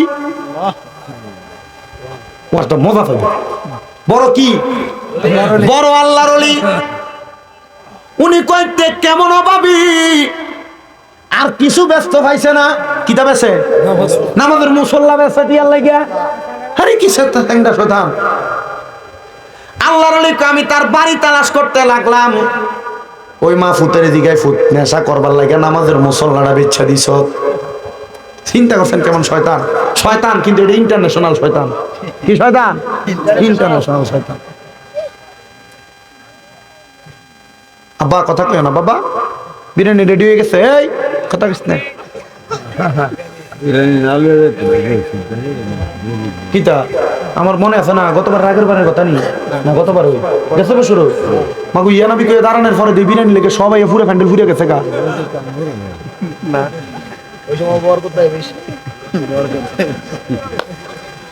আচ্ছা যাক ঠিক আছে, তোমরা জেনে থাও, সাধুয়ানে থাও, অমুক জায়গায় থাও, তোমরা ওয়াজটা মনোযোগ দিয়ে শোনো। এবার কোন নেশা করার জ্বালা মানুষ কি শান্তিতে না অশান্তিতে? আমার মনে আছে। এই বাচ্চা আরো বেশি করে করবে, ধরিস তো তোরা ধরো শতান শোনো। আমি ফজরের নামাজের সময় মাহফিল শেষ করে এলাকার দিকে ঢুকতেছি। মাহফিল শেষ করে এলাকাতে ঢুকতেছি, আমাদের পাশেই এলাকা। দেখতেছি উনি কাবজাব করতে করতে সকালবেলা চোখ ডলতে ডলতে বাইর হয়। আমি দিকে এলাম, কাকা কাবজাব করেন কি লেগে? বেঞ্চুমেন নালা এত জোরে জোরে চিল্লাইলে মানুষ তো ঘুমায়, মানুষ আপনারা গালাগালি করবো। ও কইও না, রাত্রবেলা ব্যবসা করে টাকা না পকেটে রাখি, সকালবেলা না আমি মাছ বেচছিলাম, মাছটা কিনে না আরো থেকে বেচমু। আজকে পকেটে হাত দিয়ে দিই, পকেটের ভিতরে 500 নাই। তার মারে জিগাইলাম, এ আমার স্ত্রী টাকাগুলা কোথায় কই গেছে? 500 টাকা তো পকেটের মধ্যে নাই। আমার স্ত্রী আমার জবাব দেয় আপনার ফুটে নিছে। তারা জিগাইলাম 500 টাকা কি লেগে নেতে? আমারে স্যার দেখায় কয় বাবা খাইবার লাগিয়া। আমি কইলাম তে বাবা খাইবো, আমার এনা খাইবো, তেদি টাকা লয়ে গেছে গা। হুজুর আচ্ছা আপনি কনছো কাকা বাবা খাই কেমনে? আমি আব্বা আমি এটা শুনছি, এটা একবার যখন প্রথম ইয়াবাটা প্রথম চলতেছে তখনের কাহিনী। আমি কিন্তু ওয়াজ করে 8 বছর আজকে। প্রথমের কাহিনী আমি কইলাম কাকা এ বাবা সে বাবা না, এটা ইয়াবা। কইটা আবার কি তাই? এটা খাইলে বলে শোয়ের ভিতরে একটারে 3টা দেহে, কাকা চিন্তা করে নামনের ফুতে আপনার তিনটা দেখবো, এক বাপের যে সম্মান করতো আপনি এক বাপের তিন বাপের সম্মান করবো। না তাহলে ঠিক আছে। আমি তো আপনার ফুতে কি পাগল হয়েছে, আপনি তার থেকে বড় পাগল হয়েছেন। এটা খাওয়ার কারণে, নেশা করার কারণে বাবা খোররা মানুষকে ঠেক দিতে দেরি করে না, বউয়ের উপর মায়ের উপর অত্যাচার করতে দেরি করে না। সাবধান মুসলমান, ও নবীর উম্মতের দল। আল্লাহর ওলি কয় এটা কোন ক্ষুধার্ত ব্যক্তি, কোন অভাবী ব্যক্তি আমি জানলাম না, সে তার টাকা পয়সার জন্য নামাজের মুসল্লা বিক্রি করছে। আর তার মা কই পুত্রে আমার সব বিক্রি করছ, শেষমেশ বুঝি আমার নামাজের মুসল্লাটা বিক্রি করছ। পুত্রে এটা ঠিক কাজ করস নাই। ফুট মার সাথে রাগ দেখে বাড়ি থেকে বাইরে হয়ে গেছে। এবার ওই আল্লাহর ওলি ওই বাড়িটা খুঁজতে খুঁজতেই ঘরের সামনে দাঁড়াইছে, আসেননি কেউ করে। আমি একটা জিনিস দেখাইবার লাগাই, সেই জিনিসটা চিনেননি। মহিলাটা দৌড়ে এসে কই কে গো আমার ঘরের দরজার সামনে। উনি ডাক দিয়ে কই নামাজের মুসল্লাটা আমার কাছে একটা বেড়া বিক্রি করে গেছে, মনে হয় অভাবে ছিল, এই এলাকায় নাকি তার বাড়ি, নামাজের মুসল্লাটা অভাবের কারণে বিক্রি করে দিছে। মহিলা কই হুজুর আমার ফুতে বেচে, তবে অভাবের জন্য বেচে নাই, নেশা করার জন্য নামাজের মুসল্লা বিক্রি করে দিছে। আল্লাহর ওলি কয় মা আপনার ছেলে কি ইহদিনাস সিরাতাল মুস্তাকিমের দাওয়াত পায় নাই? আপনার ছেলে কি হেদায়েতের দাওয়াত পায় নাই গো মা? মা ডাক দিয়ে কই হুজুর পাইছে কিনা জানি না, তবে আপনি আমার সন্তানটার বালা বানাইয়া দেন। আপনি একজন আল্লাহর ওলি, যেহেতু আপনি নামাজের মুসল্লাটা দিয়া পরিবারের খবর নিতে আসছেন, ও হুজুর গো আমার ছেলেটারে আপনি একটু বালা বানাইয়া দিয়েন। ওই মা এই কথা বলার পর আল্লাহর ওলির মনটা একটু নরম হয়েছে। মা আপনি আপনার ছেলেটারে রোমের বড় মসজিদের মধ্যে পাঠাইবেন, আমি আপনার ছেলেটারে বালা বানাইয়া দিব। আপনার ছেলেটারে বালা তো আমি বানাইতাম না, বানাইবো আল্লাহ তাআলা। আমি চেষ্টা করব, আমার আল্লাহ কইছে আল্লাহর বন্ধু যারা তার কাছে আল্লাহর রহমত পাওয়া যায়। আপনার ছেলেটারে আমার কাছে পাঠাইয়েন, আমি আপনার ছেলেটারে আমি বালা বানানোর চেষ্টা করব। ওই মা ডাক দিয়া কয় হুজুর আমার কাছে ছেলেটারে আপনার কাছে পাঠামু, এ ফলা তো 5 ওয়াক্ত নামাজ তো পড়ে না, জুমার নামাজটাও ঠিক মতো পড়ে না, আপনার কাছে পাঠামু কেমনে? আল্লাহর ওলি কয় মা বুদ্ধি করে পাঠাইয়েন। বলে হুজুর আমার কাছে একটা বুদ্ধি আছে, আমার ছেলে তো নেশা করার পাগল, আমি আমার ছেলেরে কমু ওই রোমের বড় মসজিদের সামনে যাইবি, মসজিদের হুজুরের লগে কথা কইবি, দেখবি হুজুর তোরে নেশা করার জন্য অনেক অর্থ প্রদান করব। জোরে কন্যা নাউজুবিল্লাহ। মহিলা এই কথা বলতে হুজুর কয় ঠিক আছে। তারা বাঁচাইবার লাগে মিশা কথা কইতেছেন, কি লেগা 3 জায়গায় মিশা কথা কম যায়, ঝগড়া সমাধান করার জন্য, কোনো ব্যক্তিকে বাঁচানোর জন্য, এবং জামাই বউয়ের ঝগড়া সমাধান মানে বউরে খুশি করার জন্য। কারণ আপনার বউরে আমরা 200 টাকা দিয়ে জিনিস নিয়ে দিলে খুশি হয় না, কিন্তু নিয়ে যদি 200 টাকা জিনিসই কোন এটা দাম 2000, ফাইন।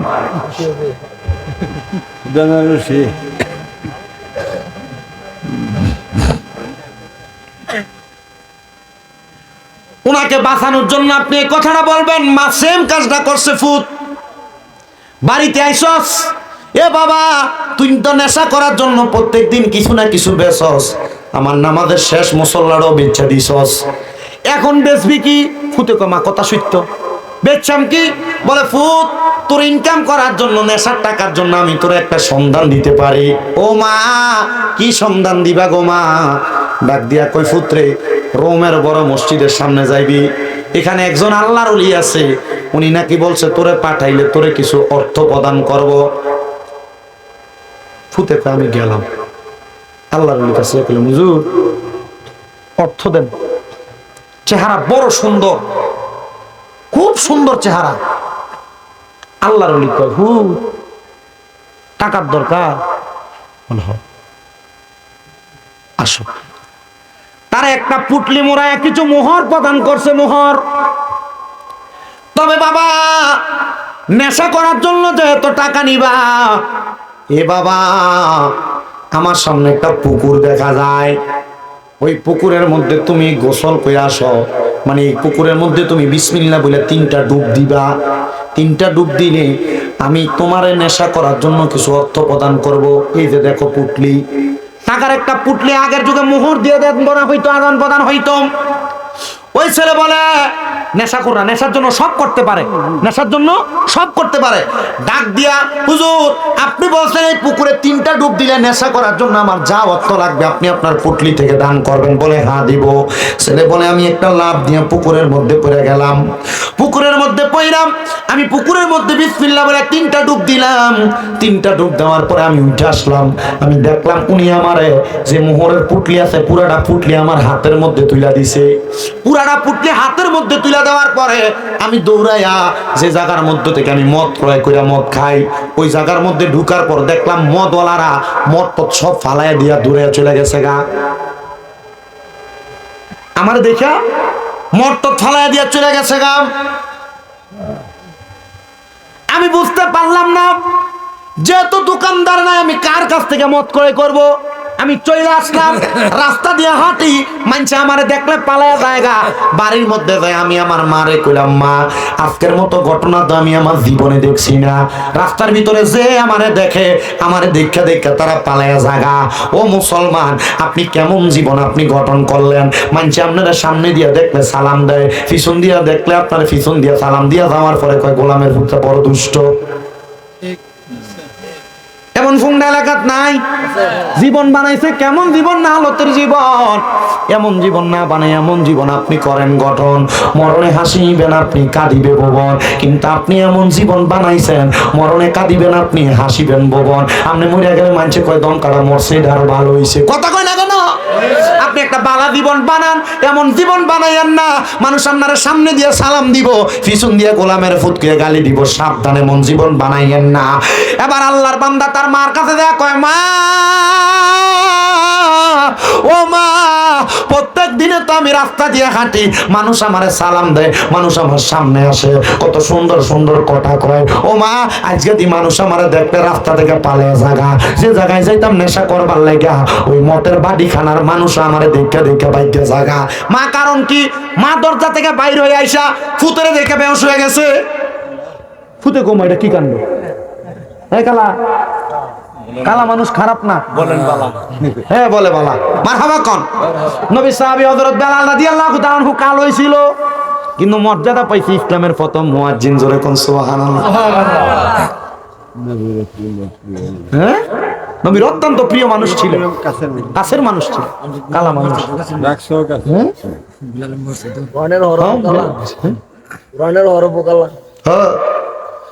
ওই বেলাল রাদিয়াল্লাহু তাআলা আনহুর মসজিদে আমি দেয়া নামাজ পড়ে আসছি 2 মাস হয়, মাত্র 2 মাস। বড় সুন্দর জায়গা, এই জায়গাতে খেজুরের বাগান ছিল, এখন মসজিদ হয়ে গেছে। তো কালা ছেলে, মা বেহুশ হয়ে গেছে। মা সজাগ হওয়ার পর ডাক দিয়ে কয়, মা আপনি যে আমারে দেখে বেহুশ হয়ে গেলেন, সবাই যে দশা আপনারও তো এই দশা। ডাক দিয়া কয়, ছেলে রে তুই কেমনে আমার ছেলে?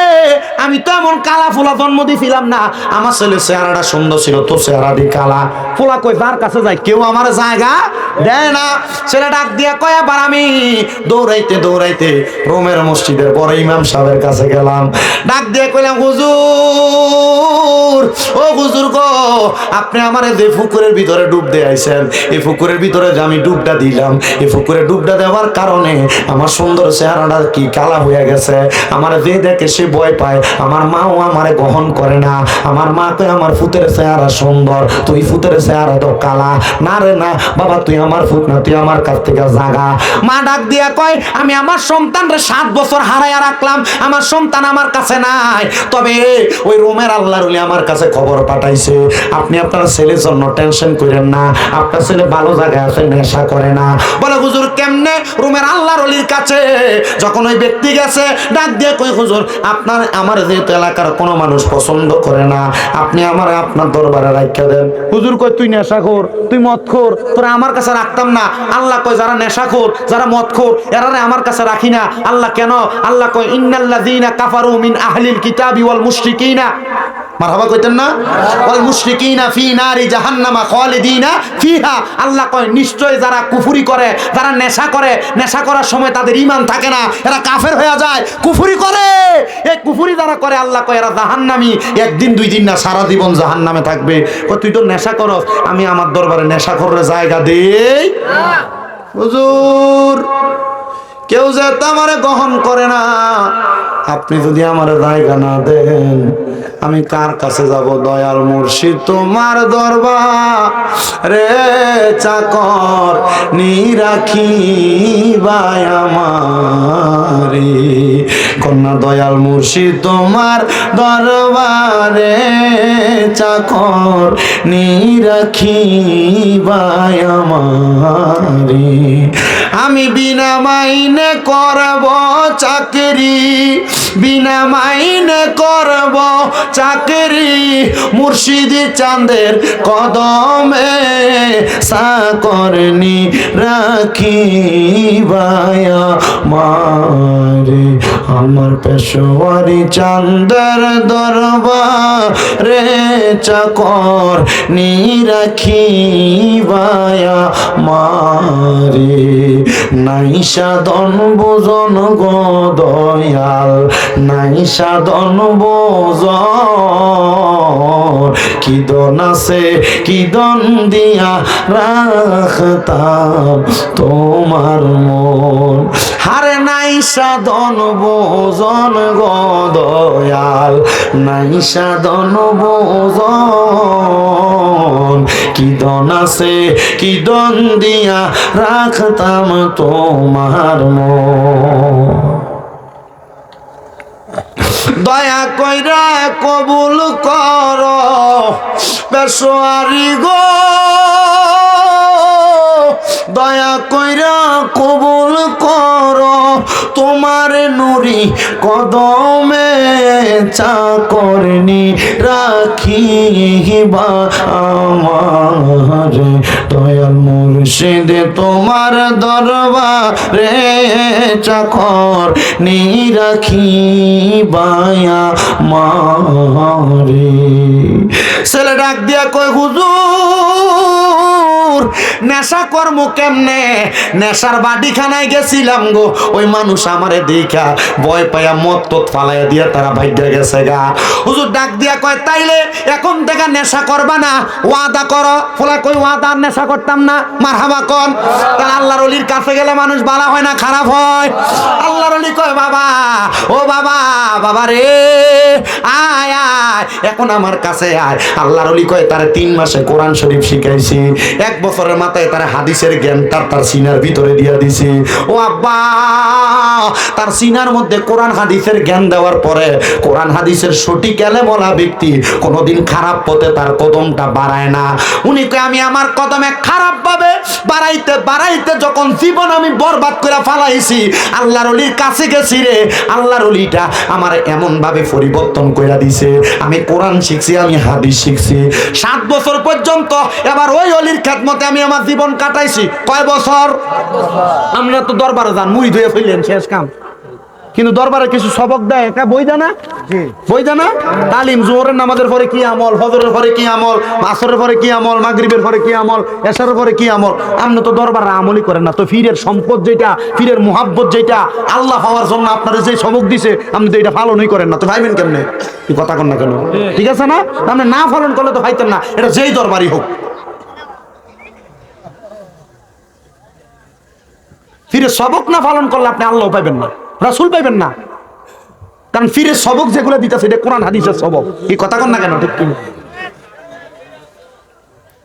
গভীর মনোযোগ দেন বাবারা গভীর মনোযোগ দেন 7 বছর ছিল খেদমতে কয় বছর 7 বছর খেদমতে ওই ছেলে ডাক দিয়ে কই হুজুর খেদমত তো করতেছি ভালো হুজুর একদিন হঠাৎ করে ফজরের নামাজের পরে আব্বা তাড়াতাড়ি রেডি হও হুজুর কেন বলে 7 বছর কি করছো এটার একটা প্রমাণ তুমি আমারে দেওয়া লাগবে মারহাবা 7 বছর কি করছো প্রমাণ দেওয়া লাগবে ওই ছেলে ডাক দিয়ে কয় আমি সাথে সাথে রেডি হইলাম আমার হুজুরের ঘোড়াটার মধ্যে উঠলাম আমার হুজুর উঠলেন সামনে আমি হুজুরের পেছনে ঘোড়া দৌড়াইতেছে দেখলাম ওই ঘোড়া আমার ঘরের দরজার সামনে দাঁড়াইছে আমি ঘরের দরজার সামনে যাইয়া আমার ঘরের দরজাটা খুললাম দরজাটা খুইলা দেখলাম আমার ঘরের মধ্যে আমার মা নামাজের সেজদা দিয়া রইছে আমি আমার মারে ডাক দিলাম মা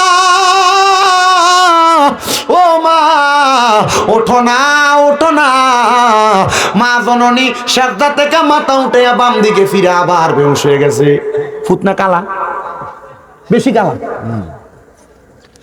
আল্লাহর ওলি কয় আমার স্মরণ হইল ওই দিনের কথা এই ফুত তো কালা ছিল না সে যেন নেশা না করে, মানুষ যেন তারা পছন্দ না করে, সে যেন আমার কাছে ফইরা থাকে, আমি তার হেকমত করে কালা বানিয়ে দিছিলাম।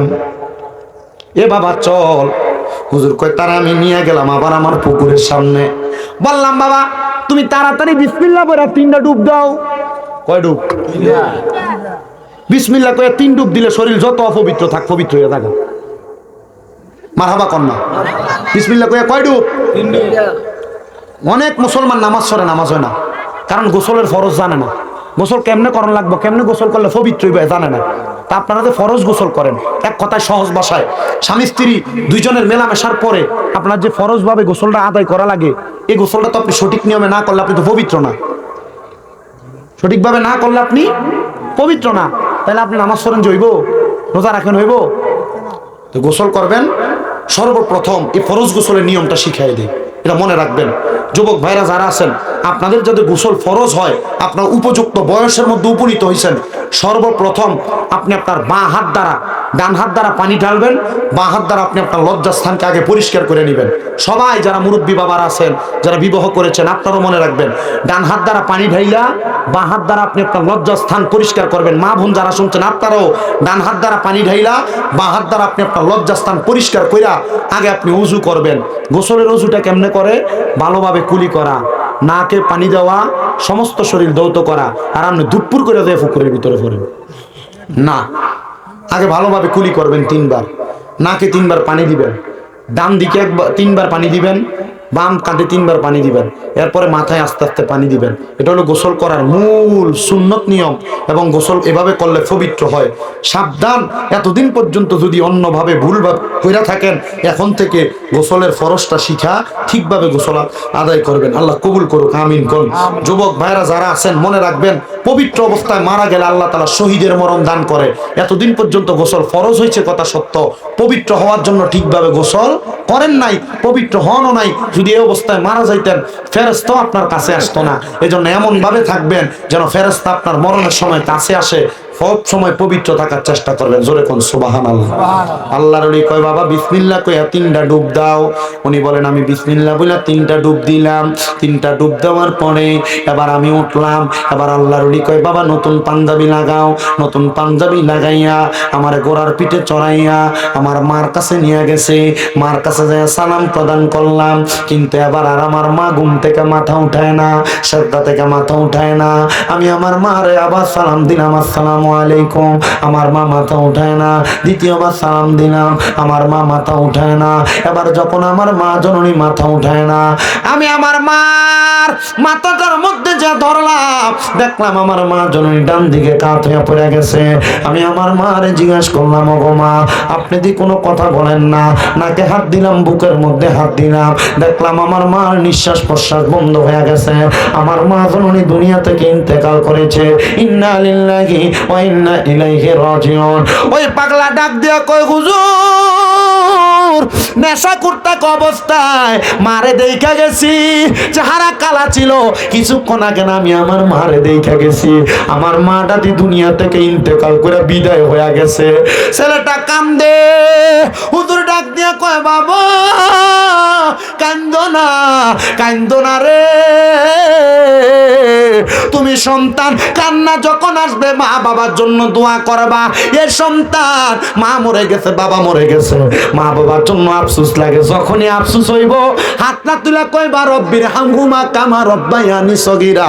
আল্লাহর নবী কয়, এমন ভাবে কেউ যদি দোয়া করে রে, আমার আল্লাহ তাআলা তার দোয়াটা কবুল কইরা নেয়। জোরে কোন সুবহানাল্লাহ।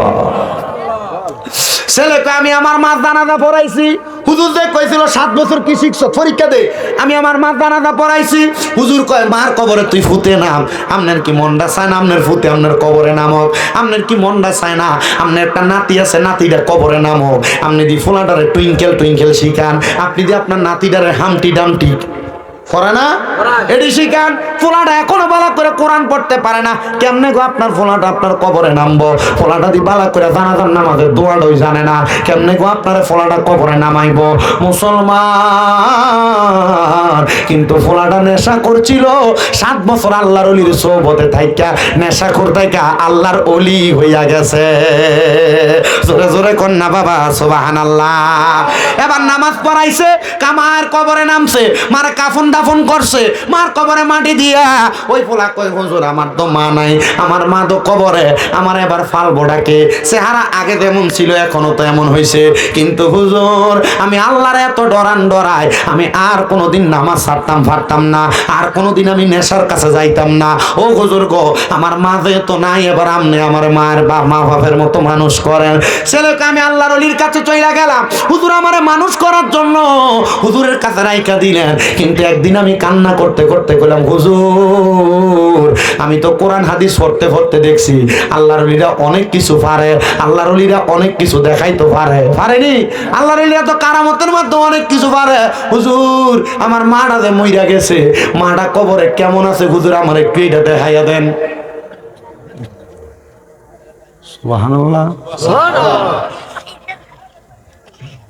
মাটা যে মইরা গেছে দেখাইয়া দেন।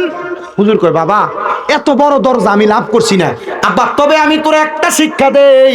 ও বাবা রে, তুই যদি মাডারে দেখতেছিস রাত্রবেলা নামাজের মুসল্লাটা বিছিয়ে নিরলে নিরলে নামাজ ফিরা ফিরা কান্দিস, দেখবি আমার আল্লাহ তাআলা তোর মারে দেখাইয়া দিছে। ওই পোলা কয় হুজুরের কথা শুইনাম, আমি নামাজ পড়ছি, নামাজ পড়িনা সাজদায় যাইয়া আমি কান্দি রে কান্দি রে কান্দি, কানতে কানতে নামাজের মুসল্লাটার মধ্যে বেহুশ হয়ে পড়ে রইছি। আমি দেখলাম একটা মহিলা সুন্দর সুন্দর জান্নাতি পোশাক পইরা জান্নাতের ভিতরে সুন্দর একটা বাগিচার মধ্যে ঘুরতাছে। আমি জিগাইলাম কে, কি গো আপনার পরিচয় গো? উনি আমারে ডাক দিয়া কয় বাবা তুমি আমারে চিনো না, আমি তোমার মা, জান্নাতের ভিতরে ঘুরতাছি। ফোলা ডাক দিয়া কয় মা, আল্লাহ আপনারে জান্নাত দিল গো মা, এত আরামের জান্নাত কেমনে পাইলেন গো মা? মা ডাক দিয়া কয় তোমার মতো একটা সন্তান থাকতে আমি মা তো দুজকে যাইতে পারি না। মা গো আমার জীবনে তো পাপ আর পাপ, আমার জীবনে তো গুনার গুনাহ, আমার জীবনে তো নেশার নেশা, আপনি মা কেমনে আমি ফুতের লেগে মাপ পাইছেন? মা ডাক দিয়া কয় পুত্রে, যেই দিন তুই আমার নামাজের মুসল্লাটা বিক্রি করে দিছ, ওই মুসল্লা কিনুন না ক্রেতা ব্যক্তিটা আমার বাড়িতে আইছিল, ওই ক্রেতা হইল তোমার মসজিদের হুজুর, যার কাছে তুমি আজকে 7 বছর পড়ালেখা করতেছ। ওই হুজুর তোমারে 7 বছর বালা বানাইছে। আমার আল্লাহ তাআলা তুমি সন্তানের 7 বছরের ইবাদতের কারণে আমি মার কবরের আযাব মাফ কইরা দিছে।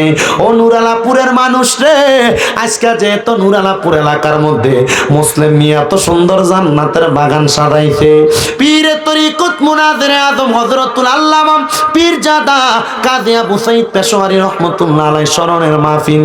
আল্লাহ চাইলে আবু সাঈদ পেশোয়ারী রাহমাতুল্লাহ আলাইহির উসিলায় আমরার মা বাপরে মাফ করতে পারে কি পারে না? অবশ্যই পারে, অবশ্যই পারে, অবশ্যই পারে। আল্লাহ যেন আল্লাহর ওলির উসিলায় আমরার বংশের কবরের আযাব মাফ করে, শুনে কোন আমিন।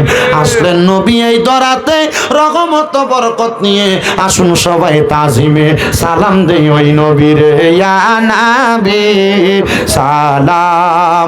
সবাই কাতার করে দাঁড়ান।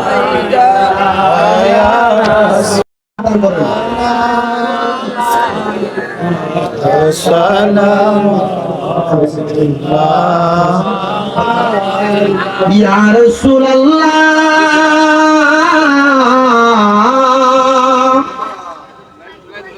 ওয়া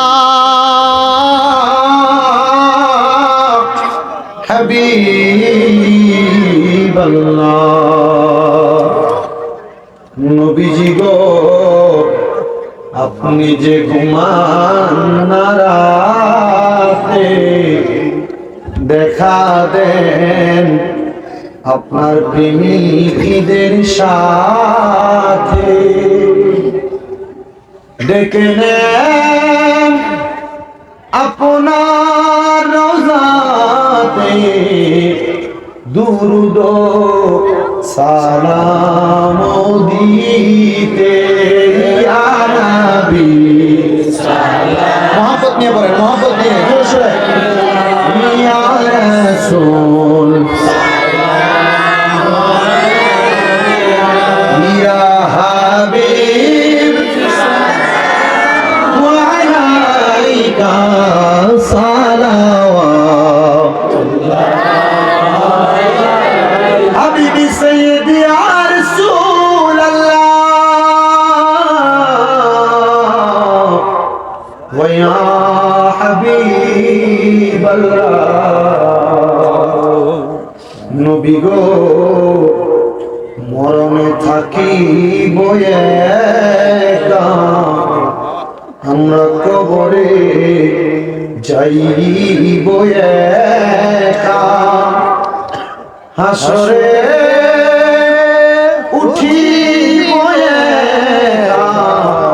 পাই যেন আপনারি দেখা ইয়া নবী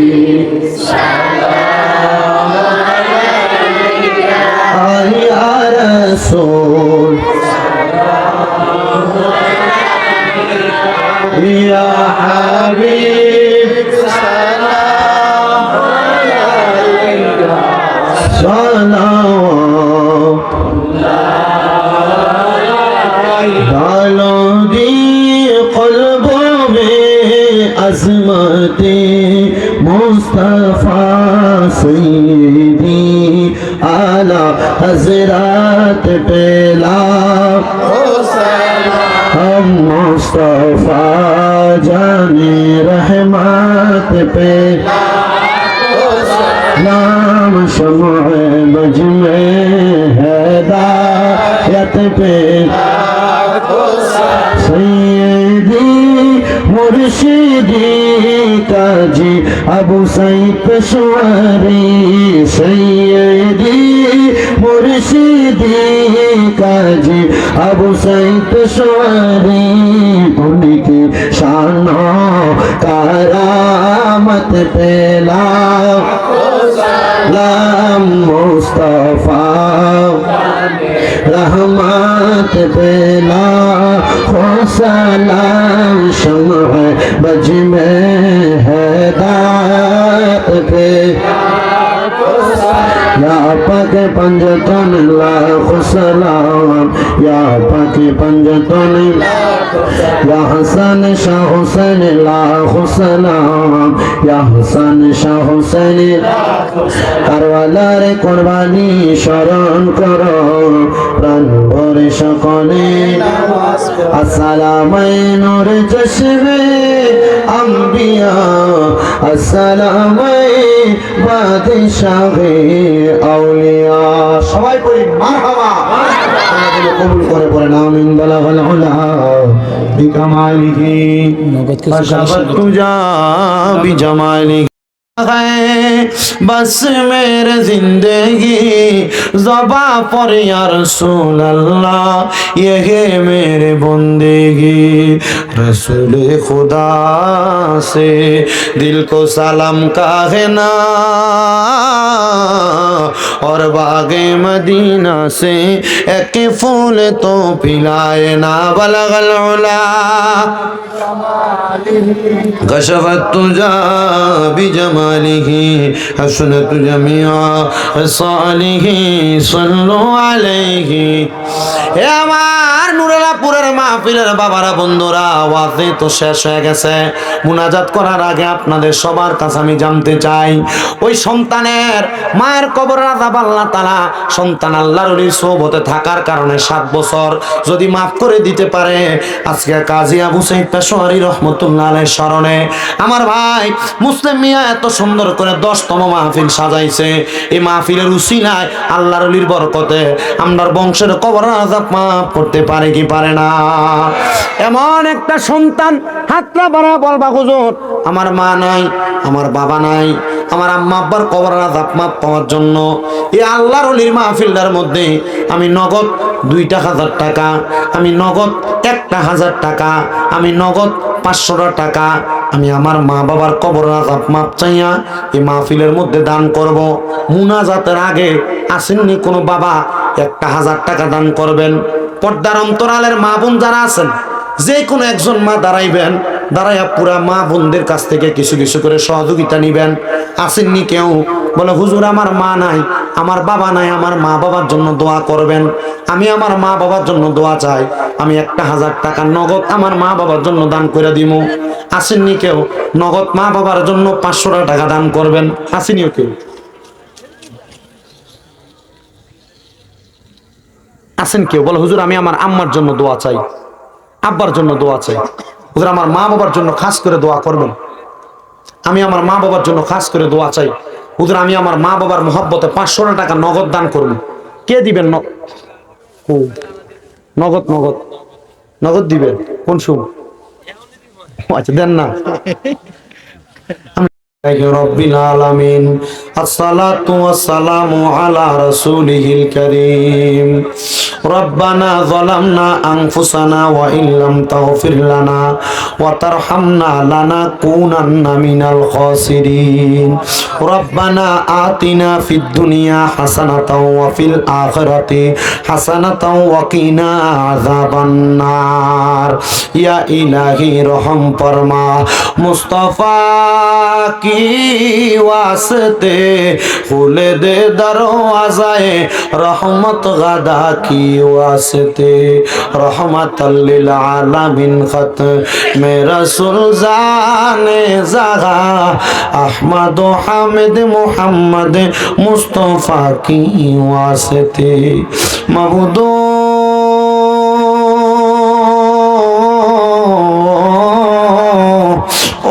দয়াল আল্লাহ আপনি কি আসমানে না জমিনে না পাহাড়ে না দরিয়ায় গত জীবনে আপনার কত তালাশ করলাম সন্ধান পাইলাম না।